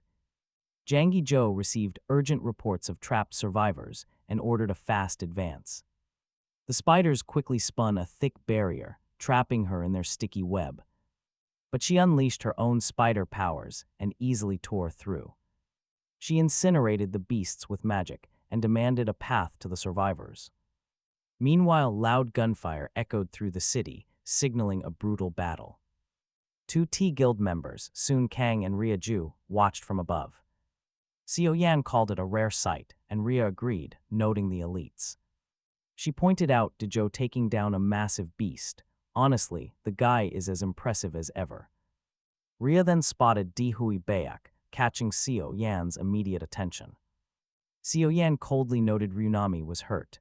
Honestly, she actually hoped the girl would just die. That death would benefit them, but then Ria noticed Park nearby.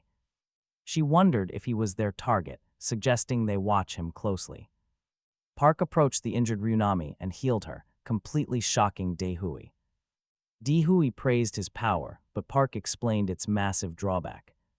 It drains too much mana, though Daehui noted it still beats elite healers. His skills easily outshined standard A and B rank recovery magic. Nearby fighters gossiped about his versatility before Ryunami offered her thanks. Park warned that lingering poison was dangerous and advised her to fall back. Daehui agreed, quickly escorting her out of the active combat zone. Soon, the KBI director contacted Park, reporting rescued civilians. One survivor warned of a massive, terrifying monster hiding in a store. Park suspected it was the boss, and Dejo urged extreme caution. Right then, a giant insect monster crept up behind Park and Seo. They identified it as a venomous archony, while Ria estimated its ABA rank. Boss, noting that its sudden ambush had been narrowly avoided. The Group 9A unleashed heavy firepower, shocking the surrounding awakened. The beast showed zero reaction. That was when Park realized the problem. The venomous archony gained immunity to the first attribute that hit it. In this case, that element was fire, as the others rushed forward. Speculating about its magic resistance, Park raised his heavy shield. He blocked the incoming attacks, realizing close-range physical combat was his only option. If he could just close the gap, he could beat this thing. But right then, the monster cast a massive net toward the oncoming hunters. Suddenly, a masked woman approached Park and asked if physical attacks worked.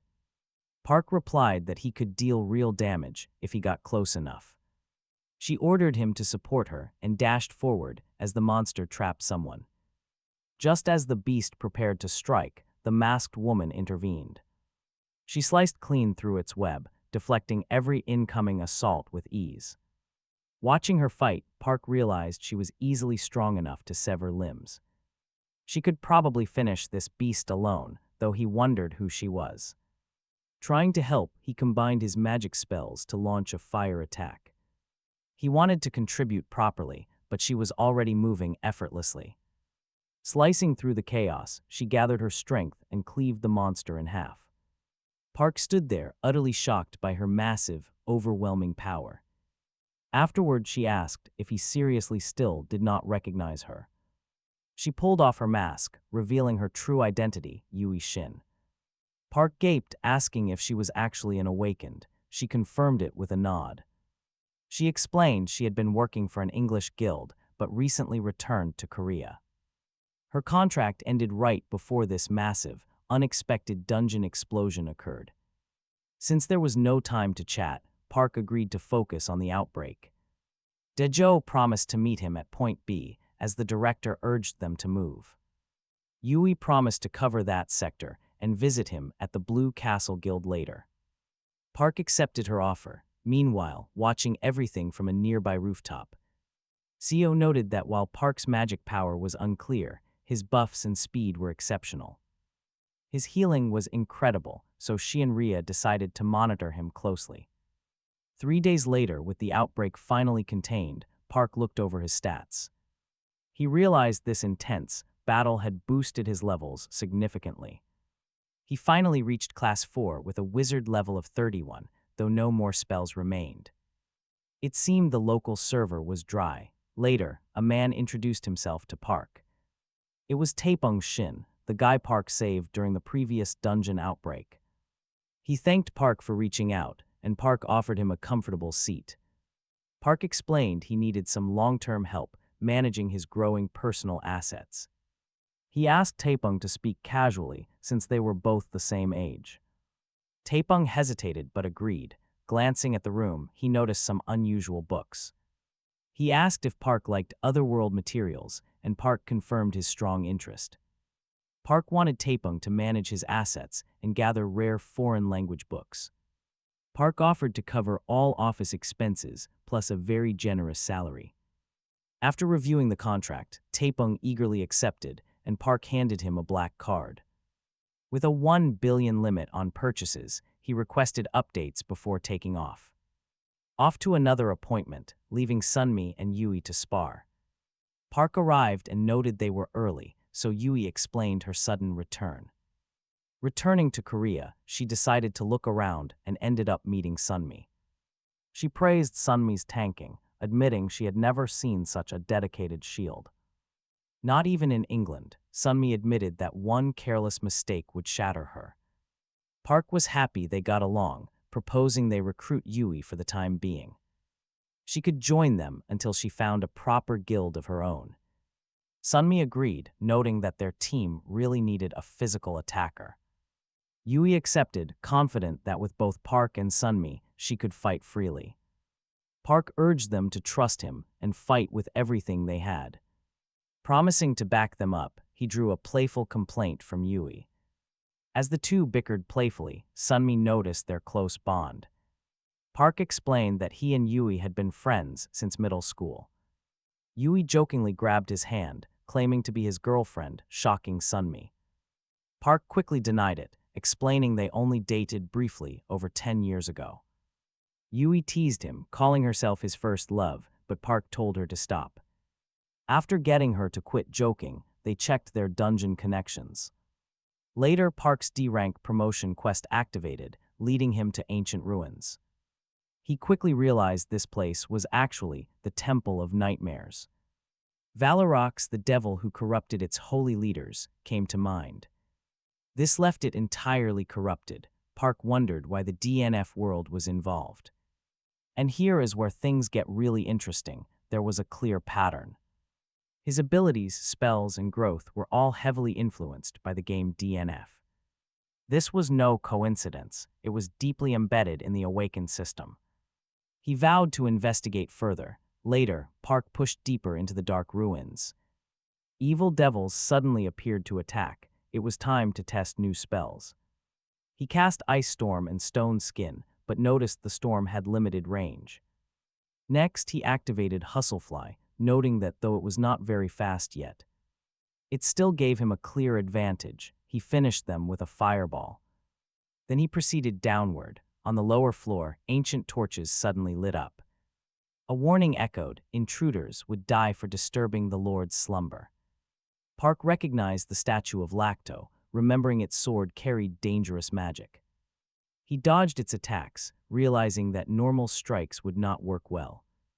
Instead, corrosive magic was key. He fired an acid arrow, recalling the trick. Facing this boss in DNF had taught him its secret weakness. As the statue advanced, declaring it would not leave, Park felt absolutely certain. This entire dungeon was a direct recreation of the DNF world. Even though it was a basic setup, he would exploit it completely. After a brutal clash, the enraged statue of Lacto was defeated. Park completed his D-rank promotion. The system announced his success. He was granted a special spell, reflecting on his past choices. Solo healing spells were great before, but future raids required teamwork. So he selected a powerful group, strengthening buff to support allies. Later on the roadside, Park was suddenly surrounded by desperate civilians.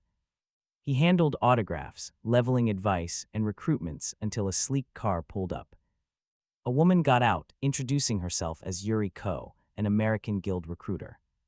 She represented the Freedom Guild, but was not there to sign him up.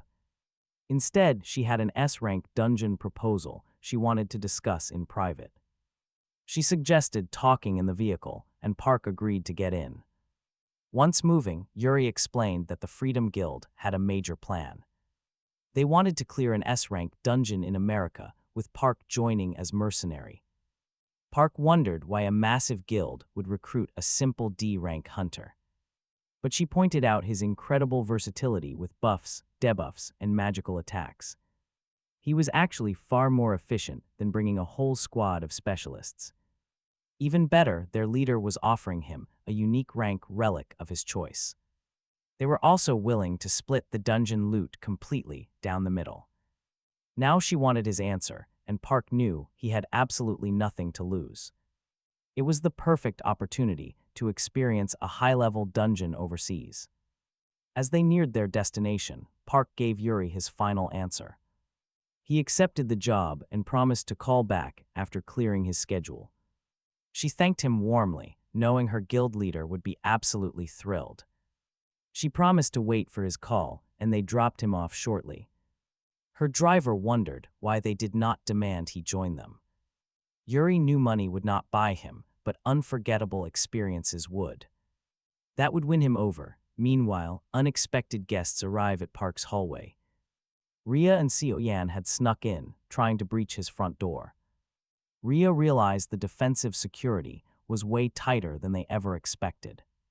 Mana interference would fry intruders, a setup costing over 50 billion won. It used rare dimensional stones embedded right inside the walls. Seo Yan suggested backing out, but Rhea refused, suspecting KBI involvement. Past betrayals fueled her determination. Then, the elevator suddenly arrived. The doors opened on the 31st floor, but nobody was inside, shocking them. As they stood there confused, a cold presence materialized right behind them. Park caught them red-handed, demanding to know what business they had here. They clearly were not adoring fans. One of them quickly spoke up, shifting gears. She suggested talking another time, claiming this hallway was not the place. Park agreed to let them go, and they quickly boarded the elevator. They disappeared without another word. Park watched, sighing at the incoming drama. His quiet life was getting noisy again. Over the next 2 days, he prepared. He finalized production for the Blue Castle Guild and briefed Sunmi. After updating Yui and sorting his newly acquired dimensional books, he packed up. With his bags ready, Park boarded a flight bound for New York. He soon arrived at Freedom Tower, meeting Brox, the guild master himself. Brox proudly welcomed him, introducing himself as America's top-ranking hunter. Instantly, Park spotted a massive collection of strange, otherworldly books. Brox admitted he had been deciphering their mysterious language for years. It was preparation for future contact. Once seated, Brox dropped a bombshell. Their guild had actually met someone who could translate those exact words. But that mysterious individual was brutally assassinated shortly after making contact. Park asks if their next dungeon run is the same one, and Brox nods, explaining they only have 6 spots and need someone highly versatile. That explains why they recruited Park specifically. Brox explains that most high-tier hunters only focus on one SSS rank ability. But Park has too many skills, making him the ultimate strategic threat. He was chosen, yet Park senses an agenda. Brox is playing friendly, but he is clearly trying to lure him into the Freedom Guild. No matter, Park has absolutely no reason to decline the guild's offer. The offer feeds his curiosity, plus a unique relic is on the line. Brox keeps his word and leads him away. He swings open a hidden bookshelf, revealing a secret room inside. Brox explains these are rare relics he has no personal use for anymore. Park instantly spots the insane value of these relics. These are well above unique rank, a clear test of his appraisal skills. After a quick scan, Park claims the Kata ring. Brox simply nods. Briefing time. Later, Park looks around for his partner. He asks Yuri if Brox is coming along, but she says he is in France. They had another invite there. Yuri leads him into the main meeting room. The elite S-rank squad is already waiting inside the room. Sarah and Lincoln, the primary strikers, and Rai, the agile sub-ranger. They stand at the gate ready to strike. Larson groans. He did not expect corrosive rain, but Lincoln appreciates Park's shield. Without that defensive barrier, they would be in deep trouble, Sarah agrees. The sheer variety of these stat buffs is unlike anything she has ever felt. Suddenly, Park senses movement nearby and yells a warning. The squad drops into combat formation as the beast horde charges. Larson locks his shield. He will not fall here. Sarah leaps forward like a bullet, slicing down the front lines. Her blades tear through the abominations with terrifying ease. S-rank combat is absolute art. He refocuses on the battlefield. He activates his shared vision to track down the main threat. Ghost-type monsters are hiding in the trees. They missed his stealth drone. He opens a portal. He steps through the portal. Massive fireballs rain down. The ghosts fall screaming. Honestly, I would be staring in shock too. A D-rank doing this, impossible. Park tells her to stop staring and start shooting. Yuri is fascinated. How does he combine such different skills so seamlessly? Her curiosity spikes. As they press onward, Park keeps showing off. He cleanses every debuff instantly. They slip past the hardest fights, reaching the boss early. But Park suddenly freezes, feeling a terrifying presence up ahead. This ominous aura is too familiar. This fight will be absolute hell. A deep voice echoes. A massive black silhouette appears. The S-rank boss, the Black Prince Arcane. Sarah braces her grip. It was her first time facing such a beast, while Yuri noted the overwhelming chaotic energy around it. The monster then charged right toward the awakened warriors, roaring for them to die. In the clash, Akron took heavy damage from the Black Beast. Larson yelled out that the enemy had moved to the rear, prompting Ray to tell everyone to stay together and reorganize their formation. They quickly agreed and moved in sync. Yuri urged Park that he had to move too. Park realized they could never win by simply sending their allies forward alone. So Park stepped up to give instructions, warning them that after Arcanus launched his first attack, his teleportation would likely target him. Since he seemed like the weakest, he urged them to trust his orders for now, and promised to explain everything later. Just as expected, Arcanus teleported.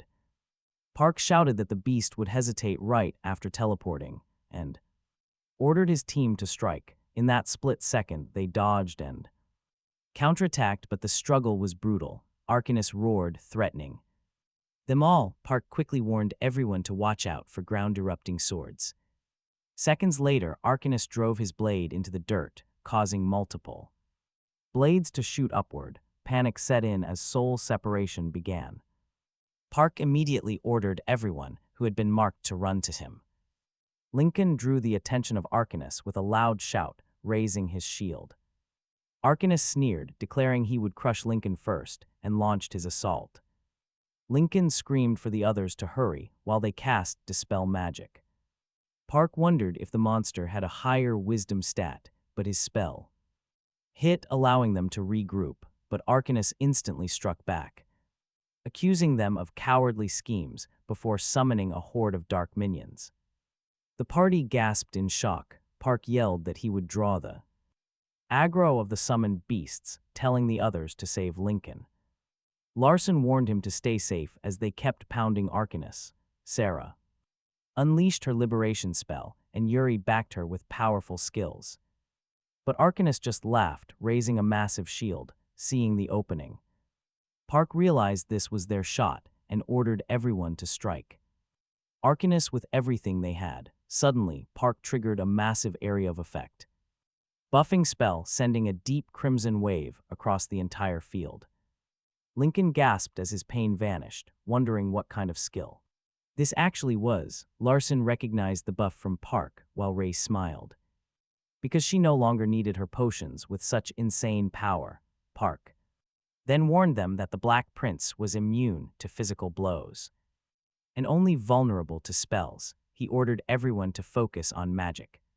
Instantly, the party unleashed a barrage of spells at the Black Prince. Larson yelled that he would pin the boss down, slamming his blade deep.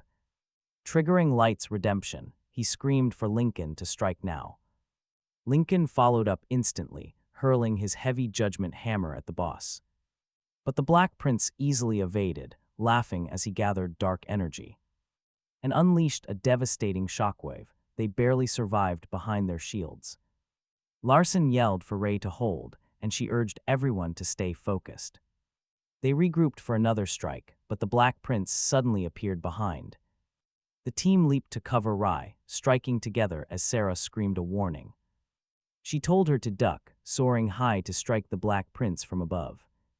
Under siege from all sides, the Black Prince kept dodging while Park rose high into the air, unleashing his entire magical arsenal at once. The battlefield erupted in a blinding flash of light. For a second, Park wondered if they had won, but the Black Prince was still standing, though heavily injured. Coughing, he got back up, leaving Larson completely shocked that the monster survived. Despite Park boosting their power, Lincoln urged them to finish it before it healed. Just then, the Black Prince ignited his blade, unleashing an oppressive pressure and shouting that he would not die like this. He unleashed a blinding purple wave that washed over the entire shattered landscape as the Black Prince poured out the very last of his energy. The devastating shockwave forced everyone to the ground.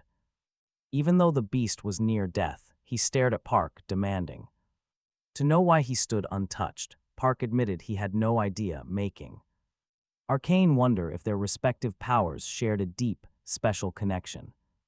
The boss explained that his final desperate strike had drained him completely, and his loyal minions had died while crossing the vast void of spacetime. Park felt the truth of their bond. When Arcane asked if he knew who stood before him, the wizard nodded. Arcane then handed over necklace, a ring, and an old book, begging him to save any surviving disciples who recognized these relics, sparing them from any further torment. He accepted the solemn task, bidding Arcane to rest as the boss crumbled into ash. Right away, the game system declared that Park had reached level 41 and ascended to a Class 5 wizard. Breathing out, he closely inspected the translation guide, realizing it could decipher an ancient otherworld tongue, which had been untranslated for 20 years. Next, he checked the two unique treasures he was gifted, the Desmond necklace and the legendary Limitless ring. Lying near the ashes, he spotted another old volume and wondered if this was the true boss reward. Choosing to ignore the premium high-grade dimensional stones, he examined the manuscript and confirmed it was a powerful spellbook called Sunfire. Intrigued, he immediately cast it, unleashing a wave of scorching heat. Moments later, Yuri woke up and asked about the Sudden temperature rise. He grinned, asking if she was finally awake. He realized. Their brutal S-rank dungeon run was over, back at the Grand Freedom. Tower, the other hunters eagerly traded phone numbers with him, completely. Captivated by his casting, when Yariko tried to recruit him into, offered him a high-ranking spot in the prestigious Freedom Guild, he declined and headed back home to Korea. Meanwhile, at the KBI Seoul branch, Agent Daeho was snoozing his chair until the boss abruptly woke him with a freezing soda compressed against his cheeks shaking. He grumbled about the rude awakening after working all night. But she ignored his whining, dropping critical info regarding Park Doyak. She revealed that the American Elite Association had recruited Park under the radar and conquered an elite S-rank dungeon alongside him. Daeho noted that her secret network was terrifyingly good, but she shrugged it off, claiming that she sat down and explained that everyone who entered the dungeon had nothing but praise for Park, with the Freedom Guild even trying to recruit him.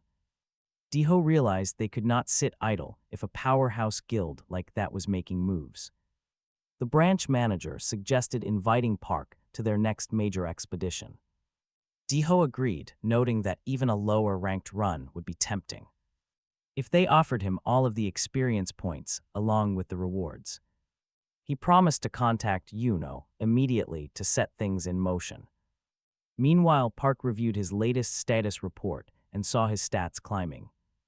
He thought of the spellbook T-Pong tracked down for him in America, appreciating the massive effort it took and deciding to reward his ally. Then his eyes drifted to his second acquisition, a truly notorious prize. A legendary permanency spell that had once completely broken game balance. To test it out, Park enchanted a sword and immediately cast permanency. The enchantment froze instantly, and the countdown timer vanished. The weapon's grade was now permanently increased. He immediately began planning to acquire a unique grade gauntlet for close combat. Just as he reached to call Yuno, her name suddenly flashed on screen. Park answered the call immediately, telling her she had absolutely perfect timing. When she asked why, he inquired about unique grade gauntlets on the market. She quickly ran a search and confirmed one was currently listed. Then Park asked if he could put one of his skills up for auction. It was unheard of. Later, Chanhua spotted Lizzie at the Gangnam auction. He asked why she was here when she claimed to have zero interest today. Lizzie pointed to a sudden announcement for an exclusive, last-minute auction. When a market of this scale calls something special, you do not miss it. Before long, Yuno wrapped up the regular bidding and cleared the stage. She smiled, welcoming everyone to the main event of the night. The crowd gasped as she introduced their special host, Park Doyak. Powerful guild masters whispered in shock, wondering what he could possibly offer. Park stepped up to the microphone, calm and completely confident. He announced he was not selling some rare item, but a skill. Chanhua scoffed, while Lizzie noted the market would only approve something legendary. Now watch, Park raised his hand, offering his services to only 10 lucky buyers. He promised to upgrade their chosen weapons by exactly 1 grade. Absolute silence gripped the hall. Minso stood up, demanding the truth. Park simply shrugged, asking if he had ever lied to them before. Any weapon below legendary tier was eligible, but his offer came with a catch. Anyone who crossed him or targeted his allies would find their gear downgraded. When Minsun argued that basic enchanters already existed, Park just laughed. If he wanted to do simple enchants, he would not be standing here. He set the starting bid at a staggering 500 million won. Park stepped down. Within minutes, Yuno approached with the final tally. All 10 slots had sold for a total of 20 billion won. With the money cleared, she asked him to begin the work. Park gestured to the table, instructing the buyers to lay down their arms. He instantly activated his skill, shocking everyone there. Lizzie cried out in disbelief, seeing her weapon jump to legendary grade. Shock spreads, done with his job, Park says he has somewhere else to go. Yuno thanks him, As he gets ready to leave, he spots money and notices some incredibly hostile glances from Jang Hongsu and Kim Hyun of the Wooden Soul Guild, remaining. Cautious, Daeho approaches Park, greets him, and suggests moving to their meeting place, which Park agrees to after confirming the auction went well. Meanwhile, Minsu directly confronts both Jang Hongsu and Kim Hyun, stating that tailing people in secret shows incredibly poor manners. She warns she summoned them because of Park, whose rapid rise in power through explosive supplies, identity scrolls, and extreme gear. Reinforcements will turn them into helpless pawns if ignored, proposing a truce. She claims that Park and the Blue Castle Guild are tied together, making it clear that if they cannot control them, they must destroy them. Late at night, Park and Daeho head over to the secret meeting point where the branch manager waits, wondering if this latest attempt has also failed miserably. Since 2 hours have already passed, when Park arrives, he notes that it is pretty surprising to find a dungeon in such a secluded place. Daeho explains that even though it is public knowledge, it was only found recently. The branch manager adds that since it was left neglected for so long, the risk of a dungeon outbreak is dangerously high. Park then spots Jang Mi-jo standing nearby. She greets him warmly and offers to explain the situation herself. She reveals that the Korea Awakened Authority originally planned to invite him to a private dungeon, but a real estate search uncovered this open dungeon instead. To protect the nearby residents, they desperately tried to clear it out fast. But did something go wrong during those clear attempts? Park asks curiously. Jang Mi-jo admits that only one person can enter this dungeon at once. And if someone fails, they cannot re-enter. 5 KBI members have already died, and even double S-rank Awakened like herself and Daeho failed. Daeho admits they are deeply reflecting on their mistakes. She explains that the main difficulty is not raw power, but invisible traps, magic-resistant monsters, and tons of crazy, unpredictable variables. That is exactly why they need Park. With his wide array of broken skills, Park states he came expecting a private dungeon, and if he is risking his life, he wants proper payment. He demands exclusive solo access, rights to a private a ranked dungeon. Daeho starts to object, but Jang Mi-jo stops him to weigh the demand. She explains that while direct dungeon ownership cannot be legally transferred, the authority will keep official ownership but grant Park unrestricted usage rights. Park agrees and accepts the deal. She then adds that if an outbreak happens because the dungeon remains uncleared, Park bears absolute blame. Park agrees without a single hesitation. Next, the branch manager details the dungeon's deadly hazards. A toxic gas cloud will rapidly spread, making even a brief delay fatal. After dodging that, rising lava blocks their path, forcing them to use the walls to cross. Inside, countless deadly traps, including flying swords, would instantly activate. At the end of the cave system, a straight path lied ahead in pitch darkness, and the only way forward was to follow a faint light. Suddenly, Park realized that from this moment on, he had to clear the dungeon alone. He activated infrared vision, noting that even high-rank Awakened would be helpless in pitch darkness. He fired a lightning bolt to light the way and deployed his drones, knowing that although the dungeon offered massive experience rewards, he could not lower his guard. Later, as Park pushed even deeper, Daejo remarked that by now the hunter should have reached the end of the danger zone. The branch manager suggested checking his status. At that moment, Yuno arrived, explaining she rushed over immediately.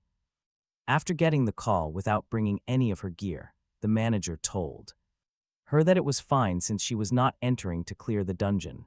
Dao explained that her task was simple. Since it was a one-person dungeon, they only needed to check if Yuno could enter, which would confirm Park Doyuk's current status. When Yuno asked if that was all, Daejo replied that there was little else she could do in a B-ranked dungeon anyway. Concerned, Yuno asked the branch manager if Park would be safe, noting several hours had already slipped away. The manager replied that Park's wide range of abilities made him perfect for this run, meaning they could only trust him and wait patiently. Inside, Park finally stood before the boss room, realizing that without his drones, he would have fallen into deadly traps or even died. Honestly, this place is an absolute nightmare. What is waiting?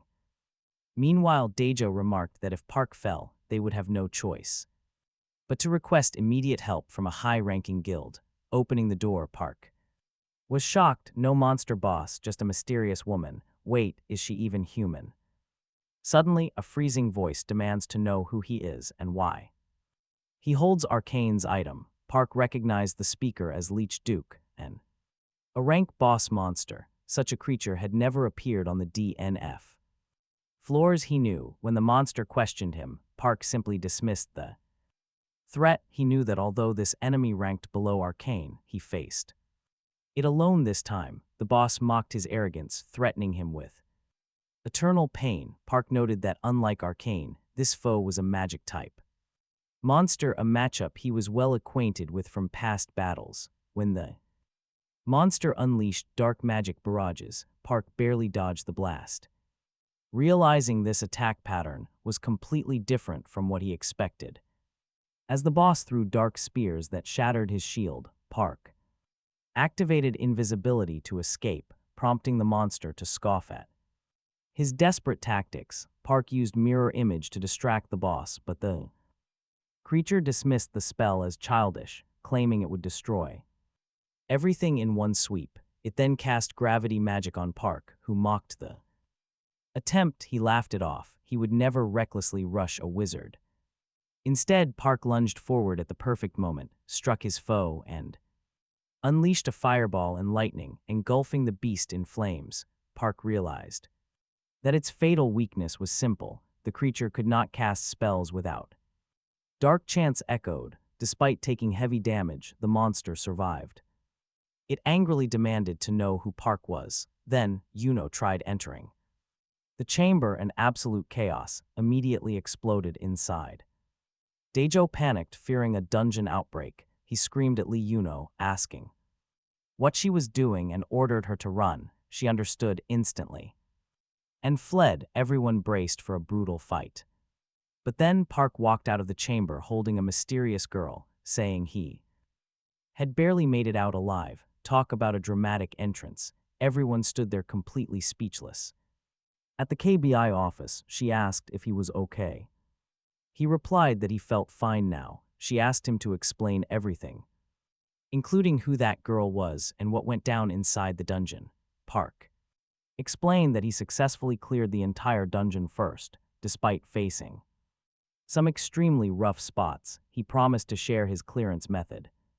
Just then, the branch manager spotted the skeletal head of the boss monster, praising his excellent work, though they requested the raid. She never actually expected him to take down an A-rank boss entirely solo. It was seriously impressive. Park shrugged, saying it took a massive amount of effort. The actual battle only lasted about 5 minutes, but he cast countless spells.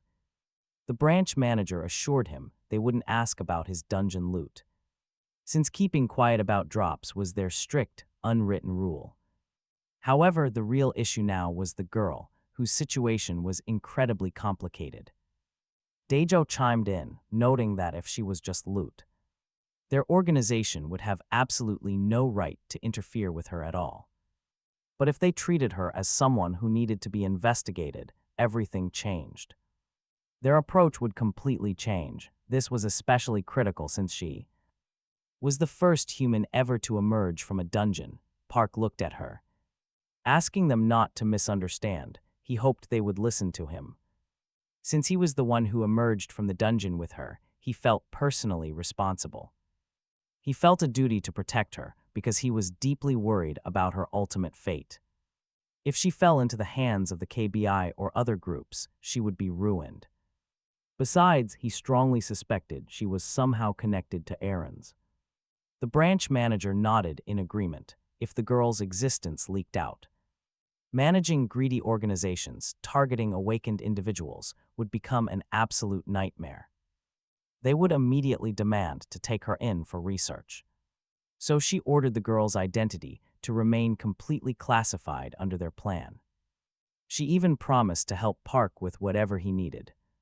Park offered his thanks, but she quickly told him not to thank them at all. After all, they were the ones who owed him a massive debt for clearing that high-level dungeon. She thanked him sincerely for his efforts. Afterward, they drove toward his apartment. During the drive, Daejo decided to give Park a very serious warning. Now that he had someone weak to protect, things were different. Park told him to speak freely. Daejo then explained how the KBI monitored people. They basically kept a very close eye on anyone connected to their agency. Park realized that despite their promises of support, he was still being watched. Still, in this brutal world, he knew such surveillance was inevitable. Daejo explained that their internal reports showed someone was trailing Park. This shadow was highly skilled, easily slipping away when they tried to tail him. He vanished instantly. Park immediately thought back to some strange past occurrences. A few weird things did happen. Suddenly, the traffic light turned red. Daejo warned Park to be extra careful and call them if anything felt off. Park agreed. Right then, Yunso lined in close to whisper to him. She said he could call her anytime, even for purely personal reasons. Daejo cut her off right there, reminding her this was serious business. She shot back that his briefing was already finished, then faced Park again. She asked him point-blank if he had a girlfriend, and if he did not, would he consider dating her? Right then, the traffic light turned green. Daejo floored the gas pedal, throwing her hard against the passenger seat. She whined that his reckless driving was dangerous, demanding to know his problem. He told her to buckle up and behave. She ignored him completely. She declared that she found Park incredibly attractive. He smoothly called her charming.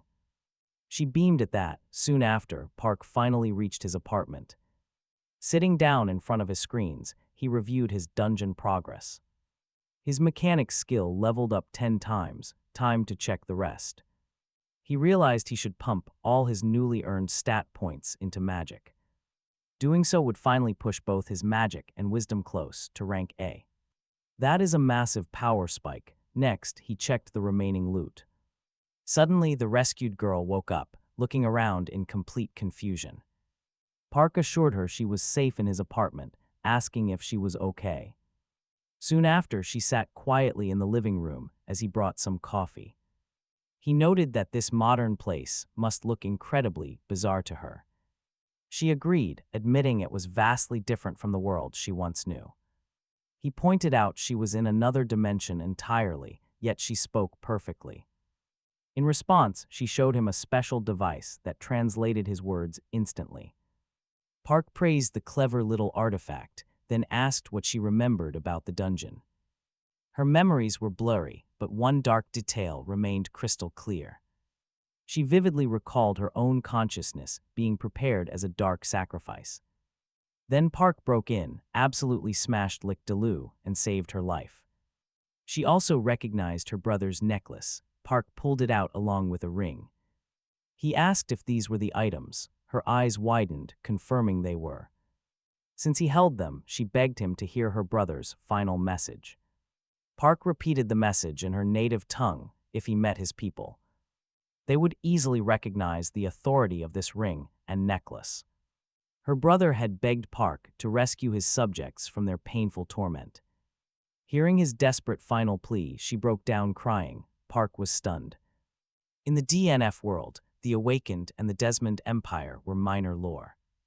He knew almost nothing about them, which explains why her existence shocked him. She whispered that those days were pure hell. Just sitting here felt surreal. A quiet moment was a blessing. Park gently pressed her for the truth. She explained that her family was royal blood in the fallen Desmond Empire. It all started when a dark mage infiltrated, manipulating the fourth prince to ruin. Emperor Ian had completely lost his mind, turning into a bloodthirsty tyrant who slaughtered everyone. He did not even spare his gifted subjects. Soon, a rival empire struck. The magic empire of Artania attacked, easily crushing a nation stripped of its defenders. Desmond's grand empire crumbled almost instantly, falling apart in less than a year. Her brother could not stand by. He slaughtered the fourth emperor to stop the madness. He rushed straight to the battlefield, but even his intervention was not enough. To stop the enemy, he resorted to a dark, forbidden magic. Harnessing the dark power sealed deep beneath the Desmond Empire, he fought back. While he managed to defend his homeland for a while, the shadows eventually consumed him. This dark corruption rapidly consumed the citizens and soldiers of the Desmond Empire. They were turned into mindless monsters. Hayes explained she had sensed this looming doom. She fled as far as possible, but escaping her fate was not so simple. Duke's soldiers captured her, locking her deep inside a mysterious altar. Park asked if that was why she was trapped inside the dungeon. She agreed, explaining that before she fell asleep, Duke told her something. He claimed his actions lost them in a dimensional crack. Yet he swore they would return when that fateful day arrived. He would gladly use her as an offering when the time came. Hayes believed the dungeon was directly linked to that dimensional crack.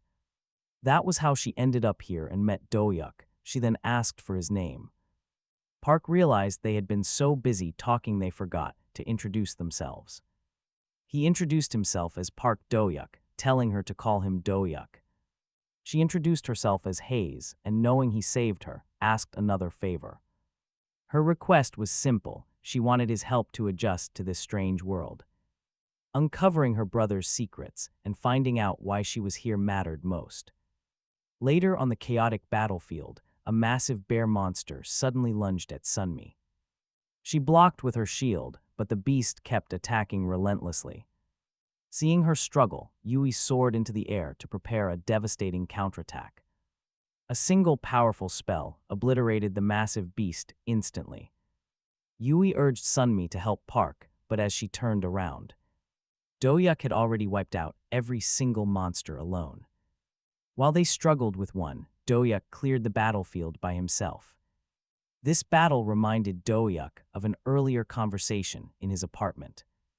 He had been sitting with Hayes, talking in quiet comfort. Hayes had earnestly promised to repay his kindness and show her deep gratitude. Do-hyuk accepted her gratitude, and she formally asked for his care. To help her adjust, he decided they should buy her new clothes.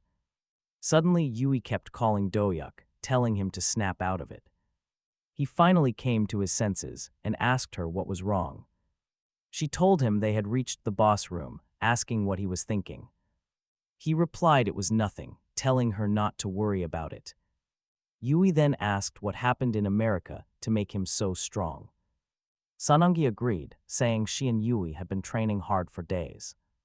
Yet Do-hyuk seemed to grow significantly stronger every time they met.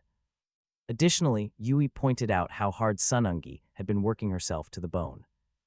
They trained hard to reach C rank, yet seeing Park Do-hyuk made them wonder if rankings even mattered. Park Do-hyuk asked Sanangi if she had truly been promoted to C rank. She confirmed it, explaining it happened while he was away in the United States. Park suggested celebrating her promotion with a meal. Yui agreed, claiming that Park Do-hyuk would be the one paying. Park Do-hyuk replied they would decide that after defeating the boss. He laid out his plan, since his fire resistance was exceptionally high, taking the role of main tank while telling the others to strike from behind, aiming for its weak point, just like the other monsters they had faced. Park Do-hyuk stood before the fire beast as Sanangi asked if he would be fine. He told her not to worry, having already tested his limits. He unleashed sunfire on the boss, but the beast roared, spewing intense flames from its mouth. Sanangi choked on the oppressive heat, barely able to breathe, and wondered how Park Do-hyuk was enduring it. She saw him charging toward the monster, launching a fireball that did little damage. She warned him that even with high resistance, his internal organs would not be fully protected. Park then decided to use the items obtained from defeating Dutch, the dimensional Stone, Dutch's nightmare bracelet, and Aramir's force missile. He knew this. Force missile was incredibly superior to normal magic in every conceivable way. Wreaking absolute havoc, it was the absolute perfect moment to test it. Effectiveness, the blazing beast lunged at Sunungi, but she blocked with her shield. Yui charged ahead, praising Sunungi's tanking. She flew into the air and struck the beast, apologizing for not being able to finish it off, and saying it needed just a bit more damage. Park told her not to worry. He would finish it. Activating force missile, he continuously bombarded the boss monster. Once the boss was dead, Yui called Sunungi over, asking for a quick word. Sunungi walked over, asking what was wrong, only for Yui to reveal that she would not be joining the C-rank celebration. Sunungi asked why she was skipping out. Yui replied that Sunungi should spend time alone with Park Doyuk instead and suggested they go on a date. Completely caught off guard, Sunungi asked if she meant a date. Yui grinned at the reaction. It was obvious they had never met alone outside a dungeon. She told her to finally speak her heart, unleashing everything she had bottled up inside. Yui warned her to enjoy this rare chance, since she would not be so generous next time. Sunungi nodded with deep gratitude. The next day, Sunungi got dressed up and stared at her reflection, thinking about the golden opportunity Yui had handed her. She resolved to do her absolute best. Meanwhile, outside Park Doyuk's house, a suspicious car pulled up. Two C-rank mercenaries from the Guardians, Petter and Alex, sat inside. Petter asked Alex if Park Doyuk was truly worth the price. Alex replied that he was certain even their master had shown interest in him. If they captured Park Doyuk and delivered him, they would receive an incredibly generous reward, meaning they would not have to remain low-tier C-rank mercenaries in the Guardians forever. This infamous international group known as the organization operated completely differently from factions like the World Awakened Association. They acted purely for their own profit and did not care about good or evil. If a client paid for a dark deed, they would do absolutely anything. If someone wanted a good deed, they did that too. But cash was always their top priority. Suddenly, mercenaries spotted Park's ride, muttering about how his house looked like a secure fortress. They decided to strike when he was finally outside, perhaps inside a dungeon or some other building. Later at Dex Mall, Park waited for Sunmi. He could sense danger everywhere. A suspicious van had tailed them ever since they left his house. He knew these were the exact dangerous thugs Choi Daejo had warned him about. Dragging Sunmi into this dangerous mess made him feel terrible. Just then, Sunmi arrived and waved at him. He greeted her warmly.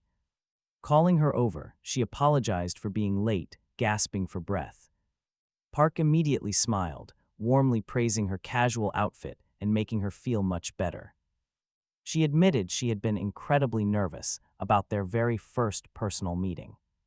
He asked if they were ready to head out. She nodded happily. Watching them flirt made Park absolutely furious. Alex told him to stay patient. Keep patience until there is a clean opening. Meanwhile, Sunmi checked her texts, asking Park what they should do next. He planned to lead them to a place, hoping to corner the attackers and block their escape. Follow me, he whispered. Instantly, the Guardians noticed Park slipping toward the emergency exit stairs. They shouted to alert their crew. Park and Sunmi quickly entered the elevator. As the doors closed, they locked eyes. He gently asked for a moment, leaning in to kiss. Suddenly, the attackers charged the elevator doors, screaming as they unleashed a heavy strike, but they immediately froze. It was just a decoy, annoyed by a weird buzzing sound. They barked into their radios for backup, warning everyone that Park was in the area. Stay quiet and alert, they ordered, but Park just laughed. Everything was already too late. He cast lightning, vaporizing several thugs instantly. Sunmi warned him that one was escaping, but Park told her not to worry. Alex ran, sweating bullets, wondering how their perfect plan could fail so spectacularly. Suddenly, a giant robot named Irene appeared, blocking his escape route. He realized too late how dangerous his opponent was as she attacked. She crushed him instantly. Park praised his massive steel ally. Just then, Yuno walked onto the scene, confirming the dead attackers were indeed guardians. Park asked if this was that garbage guild that did anything for cash. Yuno agreed, explaining these thugs were just low-level grunts listed. Mere merchandise. She added that now that Park's incredible skill rewriting scrolls was revealed, his bounty had skyrocketed across the nation. He was their prime target. Yuno assured him the threat was handled, casually asking if he and Sunmi were out on a romantic date. Sunmi blushed furiously. Yuno teased her, demanding an answer from Park. He calmly replied they were only celebrating her reaching C rank, but Yuno smiled in response. Still, Sunmi caught a strange look in her rival's eyes, wondering if Yuno liked Park too. That night, Park returned home safely. As he opened his door, a cat suddenly pounced right onto him. Hayes scolded the little beast, calling it Rukali. Park asked if it was hers. She explained she tamed it years ago. Park found the skill fascinating. Hayes had rested, her magic was back, and she could finally summon it. Park asked if she slept well, and she nodded happily. She used books and the internet, finding the food here surprisingly delicious. A first for her, Park joked that royalty might hate cheap, instant food. She quickly asked him not to treat her differently, and he agreed. Park still had some work to finish, so he headed straight to his workroom. He wished her good night. Inside, a blue light caught his eye. The translation was complete. He realized the mysterious item held a secret blueprint. It was a blueprint for the powerful arcmic gun. He decided to keep translating. The translator was incredibly useful, and the extra limit was a massive reward. With the reward unlocked, his next step was crafting this ultimate weapon. Once it was crafted, Park wrote a letter about Hayes. Aaron had to die, even if it felt painful. It was the right choice. It was the only way for Hayes to grow stronger. Suddenly an alert flashed. A C-rank promotion quest had started. A B-rank boss, the giant rock golem, had appeared. Two combat robots, Akron and Irene, were already desperately fighting. They launched fireballs, dealing some decent damage to the beast. Park watched them closely, realizing their combat movements were machine-trained. He estimated their level at 21, with reinforced attacks. But even with reinforced attacks, their power was still too low. They could not pierce the thick armor of a high B-rank boss. This was his chance, time to step in and test his limits. He quickly pulled out the powerful arcmic gun to fight. He loaded dimensional stones, channeling his magic straight into the weapon. As the golem lunged, Irene flew in to distract it. Park aimed. One shot was all it took to obliterate it. Unbelievable, he now possessed the absolute power to easily wipe out high-tier beasts. With that single attack, his C-rank promotion quest was complete. Checking his screen, he knew hunting would be much safer. He searched the DNF database next, but found absolutely nothing on Hayes. The online details about her skill were just too limited. He decided it would be much better to contact the developers directly. He recruited Taepung. 5 days later, 2 intruders broke in. They searched the dark house, quietly discussing their findings. Digging through memories, they realized someone had already beat them there. A covert investigation had happened. They retreated immediately. They left to report. Soon after, Park and Taepung arrived. Park stared at the dark building, asking if this was truly the place. Taepung nodded. It belonged to the writer of the DNF stories. The writer had 0 international records, making him hard to trace. Taepung noted that the lights were off and the door stood open. Taepung had stayed outside to avoid any potential trouble, which Park completely understood. Park insisted on going inside alone to face any dangers waiting. Sensing someone coming, the hidden intruders quickly prepared to ambush him. Keeping Taepung outside, Park activates his armor and uses magic missiles for light. Sweeping the room, he uncovers papers proving the stories about Hayes are completely real. These unreleased web novel chapters match everything Hayes told him, word for word. It makes him wonder if the author's fiction is actually turning into cold reality. Just as he questions Hanaram's true identity, an assassin strikes from the shadows. But Park's shield holds. The attacker is stunned that his special blade didn't break through. Park demands to know who he is, firing magic missiles right at his face. The assassin scrambles to escape, but Park barks a direct order to stop. Hearing the commotion from outside, Taepong calls out just as the intruder bursts through. Park is hot on his heels, warning Taepong to stay back and wait there. He orders the target to freeze, but the assassin spins around to fight back. Unleashing his hidden dark powers, he hurls a blast of black magic at Park. Park blocks the dark spell head-on, quickly realizing it was designed to weaken him. Seeing their curse fail, the backup attackers realize they are completely outmatched. One of them shouts that it's hopeless, urging the others to retreat immediately. But as they turn to run, a massive spell suddenly strikes one of them down. The blast kills him instantly, leaving only one survivor to scramble away. Park realizes the last assassin got away, terrified by his overwhelming power. Desperate to survive, the fleeing assassin throws his weapon to slow Park down. Triggering an invisibility skill, he vanishes into thin air before Park can strike. Park realizes these enemies would gladly kill their own people to cover their tracks.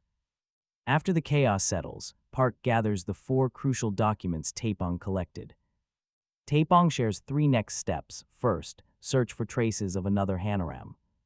Second, try to reach them. And third, question anyone close to the author. Later, Park returns home to dig into the remaining files. One paper describes a dark pact between Deluc and the dark magician Vendela. Another file contains detailed notes on Buhard and the dimensional crack.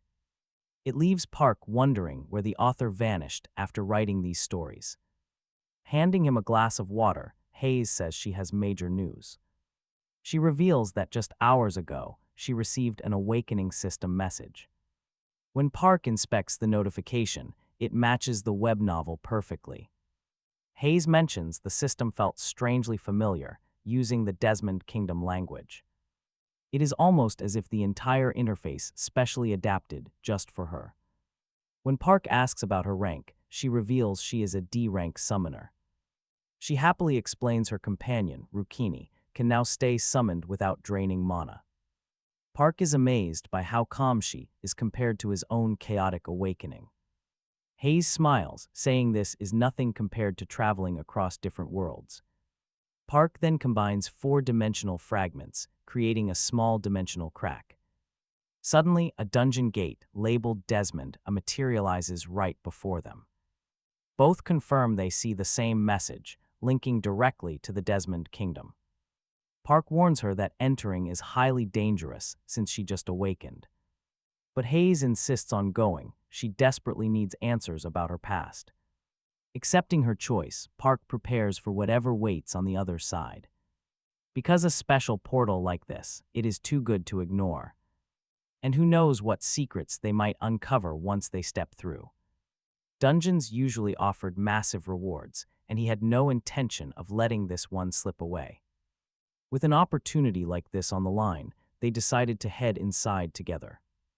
Stepping through, they found the shattered ruins of what looked like the ancient Desmond Kingdom. Hayes confirmed it, explaining that these ruins were once the proud capital city.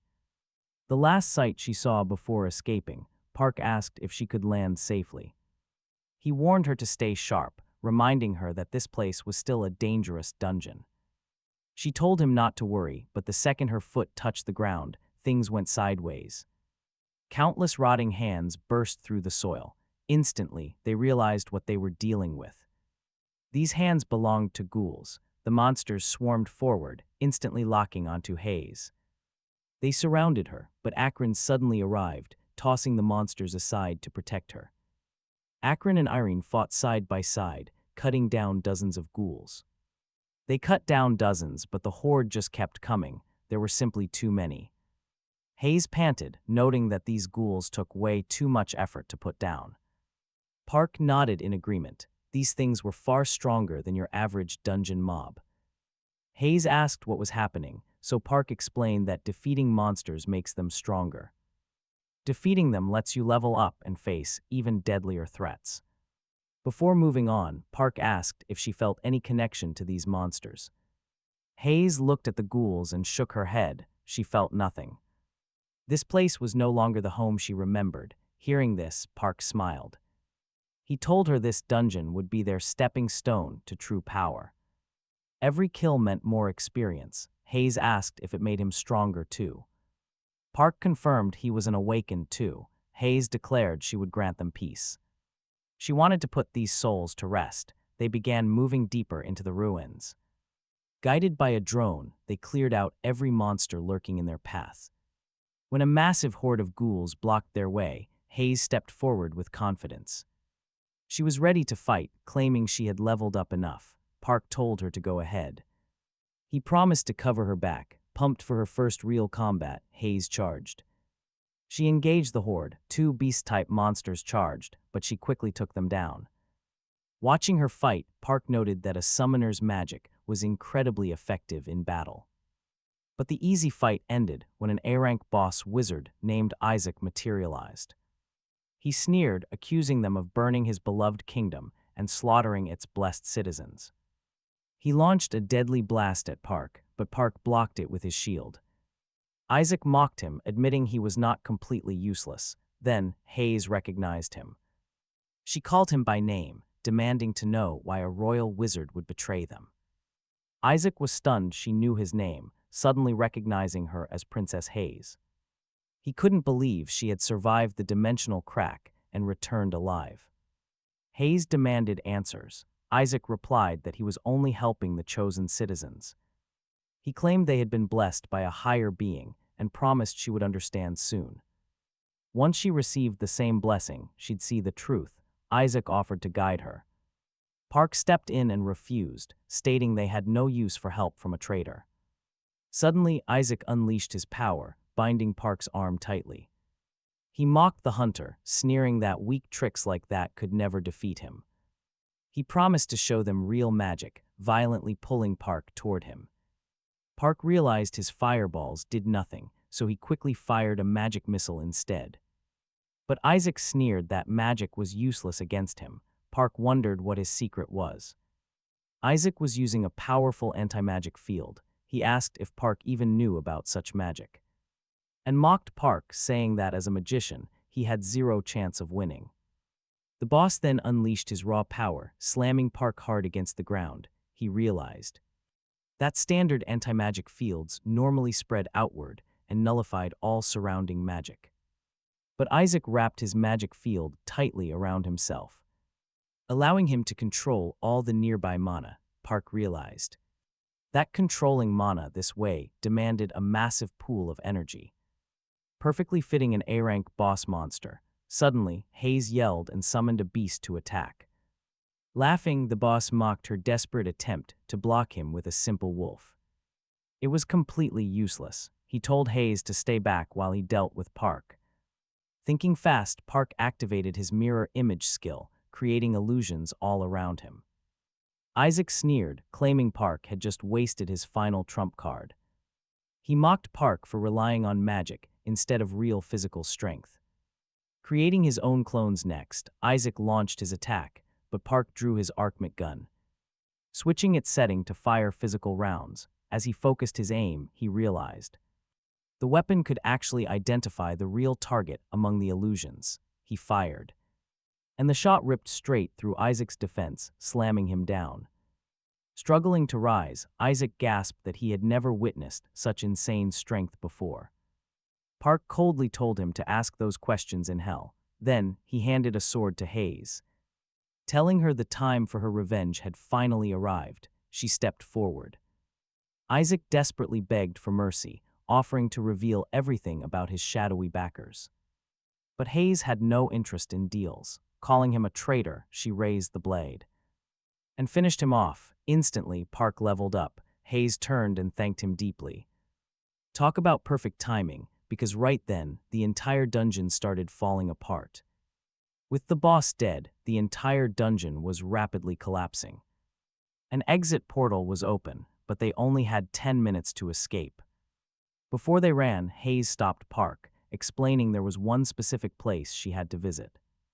They rushed into a hidden library deep within the dungeon, searching for something crucial. As they searched, Park tense, reminding her that their time was rapidly ticking away. She assured him it was close, quickly unlocking a hidden compartment to retrieve the item. With the book in hand, she urged them to run. Park nodded, telling her to hurry. But on their way out, a massive section of the ceiling collapsed directly onto Hayes. Pinning her down, the exit portal was vanishing, but Park grabbed her hand tightly and leaped through the closing rift. Back in safety, Park sighed in relief, noting how close they came to dying, and asked if that book was worth it.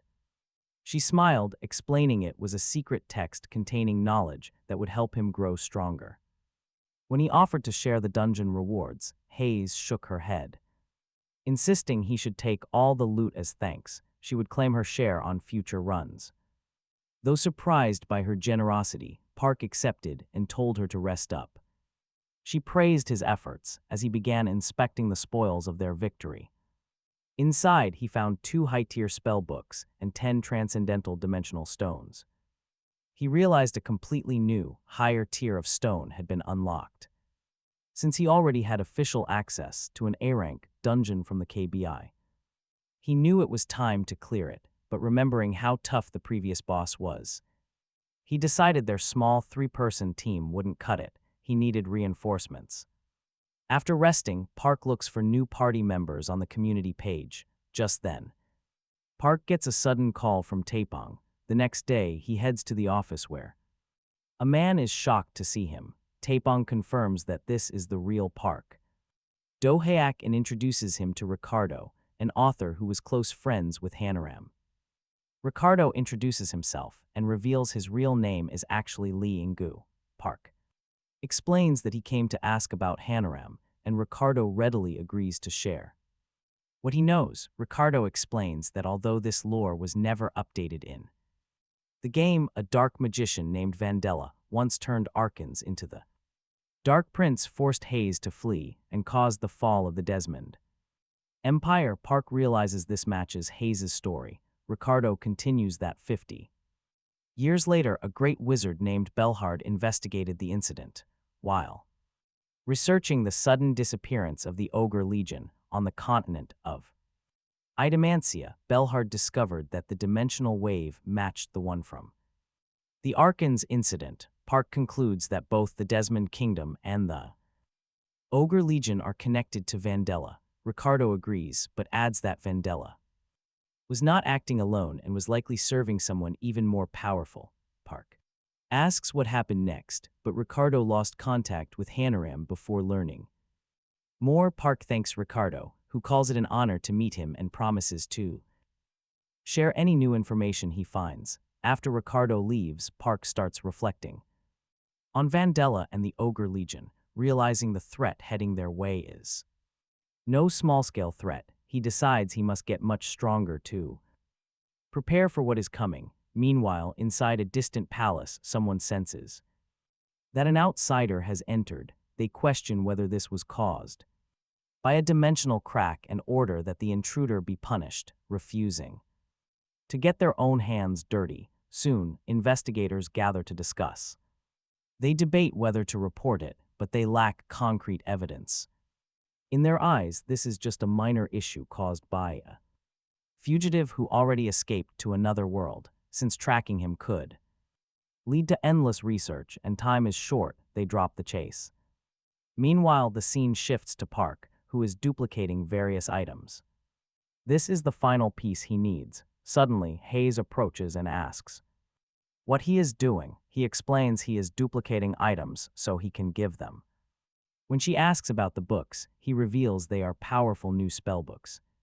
Searching through thousands of volumes took forever, but it was totally worth it. Park notices her hair has grown longer and asks her about it. Hayes replies it represents her determination. She wants to grow Stronger master her awakened powers, and one day return to her world to take revenge on Vandella with her own hands. She is ready for any brutal training or hardship to get stronger. Suddenly, pitch-black darkness fills the room. Hayes asks what is happening, and Park explains someone has been watching his house to capture him. Since they cannot enter directly, he believes they are getting aggressive now. Suddenly, an assassin lunges straight at Park, but he blocks the strike with a shield and fires a force missile to blow the enemy away. Looking outside, Park sees two women and demands to know how they dare trespass on his property. They coldly reply that they tell him his talent is being wasted here and demand he come with them, offering him money, power, and fame, but Park just laughs it off, calling their offer stupid and refusing to go, so they declare it is time for force and order the strike. The squad rushes him, but Park is already one step ahead.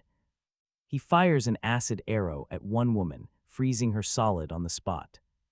Hayes watches in panic as more killers close in from all sides, trying to ambush Park from behind, but Akron and Irene arrive just in time to help. They push the enemy back. Park asks if puppet magic is her only trick. She snaps back that he cannot kill her so easily and quickly summons her minions to form a human shield before she completely vanishes from sight. Safe behind her wall, she gasps at how brutal his magic actually is. She admits that a split second later, and she would have frozen solid. Park Do-hyuk is strong, but she believes he won't survive what is next. Meanwhile, Park wonders if that pathetic move is truly her best shot. Suddenly, the other woman lunges forward, pouring all her power into an attack. She screams in rage, mocking his flame magic and claiming fire cannot hurt her. Park calmly replies that she is not even his main target right now. He casts a massive fireball combined with a dimension door. She frantically screams for Juria to dodge, but it is already too late. The rift sucks them in, burning everyone to ashes. Juria is wiped out instantly. The woman rushes to Juria's body in shock. Park coldly tells her it is over. Suddenly, a mysterious hand lands on Park's shoulder, telling him to stop. He spins around in shock, but there is absolutely nobody behind him. Talk about creepy. Instead, a man stands nearby. The crying survivor begs her master for forgiveness. The master clicks his tongue, annoyed that they failed even with his special dolls. Park narrows his eyes, realizing this guy is the real mastermind behind the attack. It is none other than Wang Rihang, the powerful master of the Taewa Guild. Park demands to know why he was targeted. Rihang smiles, saying he wants Park's skills. He claims he always takes what he wants. He lunges forward to strike Park, but the KBI branch manager drops from above, blocking his lethal blow. Rihang sneers, noting she got here much faster than he anticipated. She warns him she is not playing games, accusing his guild of targeting their target. Rihang laughs off the accusation, but she points at the battlefield. She notes that these strange puppet dolls cannot be traced, leaving no evidence. Rihang tells her to back off, warning her that too many eyes are watching. He orders his remaining forces to pull back and smoothly vanishes. Later, Park admits to the branch manager that her quick arrival surprised him. She mentions Daejo Ho should have told him about his KBI protection status. She actually thought she was late, but Park reassures her she was right on time. He jokes that he almost lost an eye to Rihang's terrifying speed. She lets out a sigh of relief, glad to see he is unharmed. Park asks her about those strange dolls Rihang was talking about. She explains that the Taewa Guild uses custom-made assassin dolls. Their records are wiped completely clean, making them impossible to track. She adds that their minds are completely locked to prevent any leaks. This cruel system completely wiped out memories and minds, acting as the main reason the Taewa Guild ruled as the strongest force in China. Park warned that if Wang Rihang had pushed this far, the bloody conflict was far from over. She agreed. She warned him Park was now a target for more than just Chinese syndicates.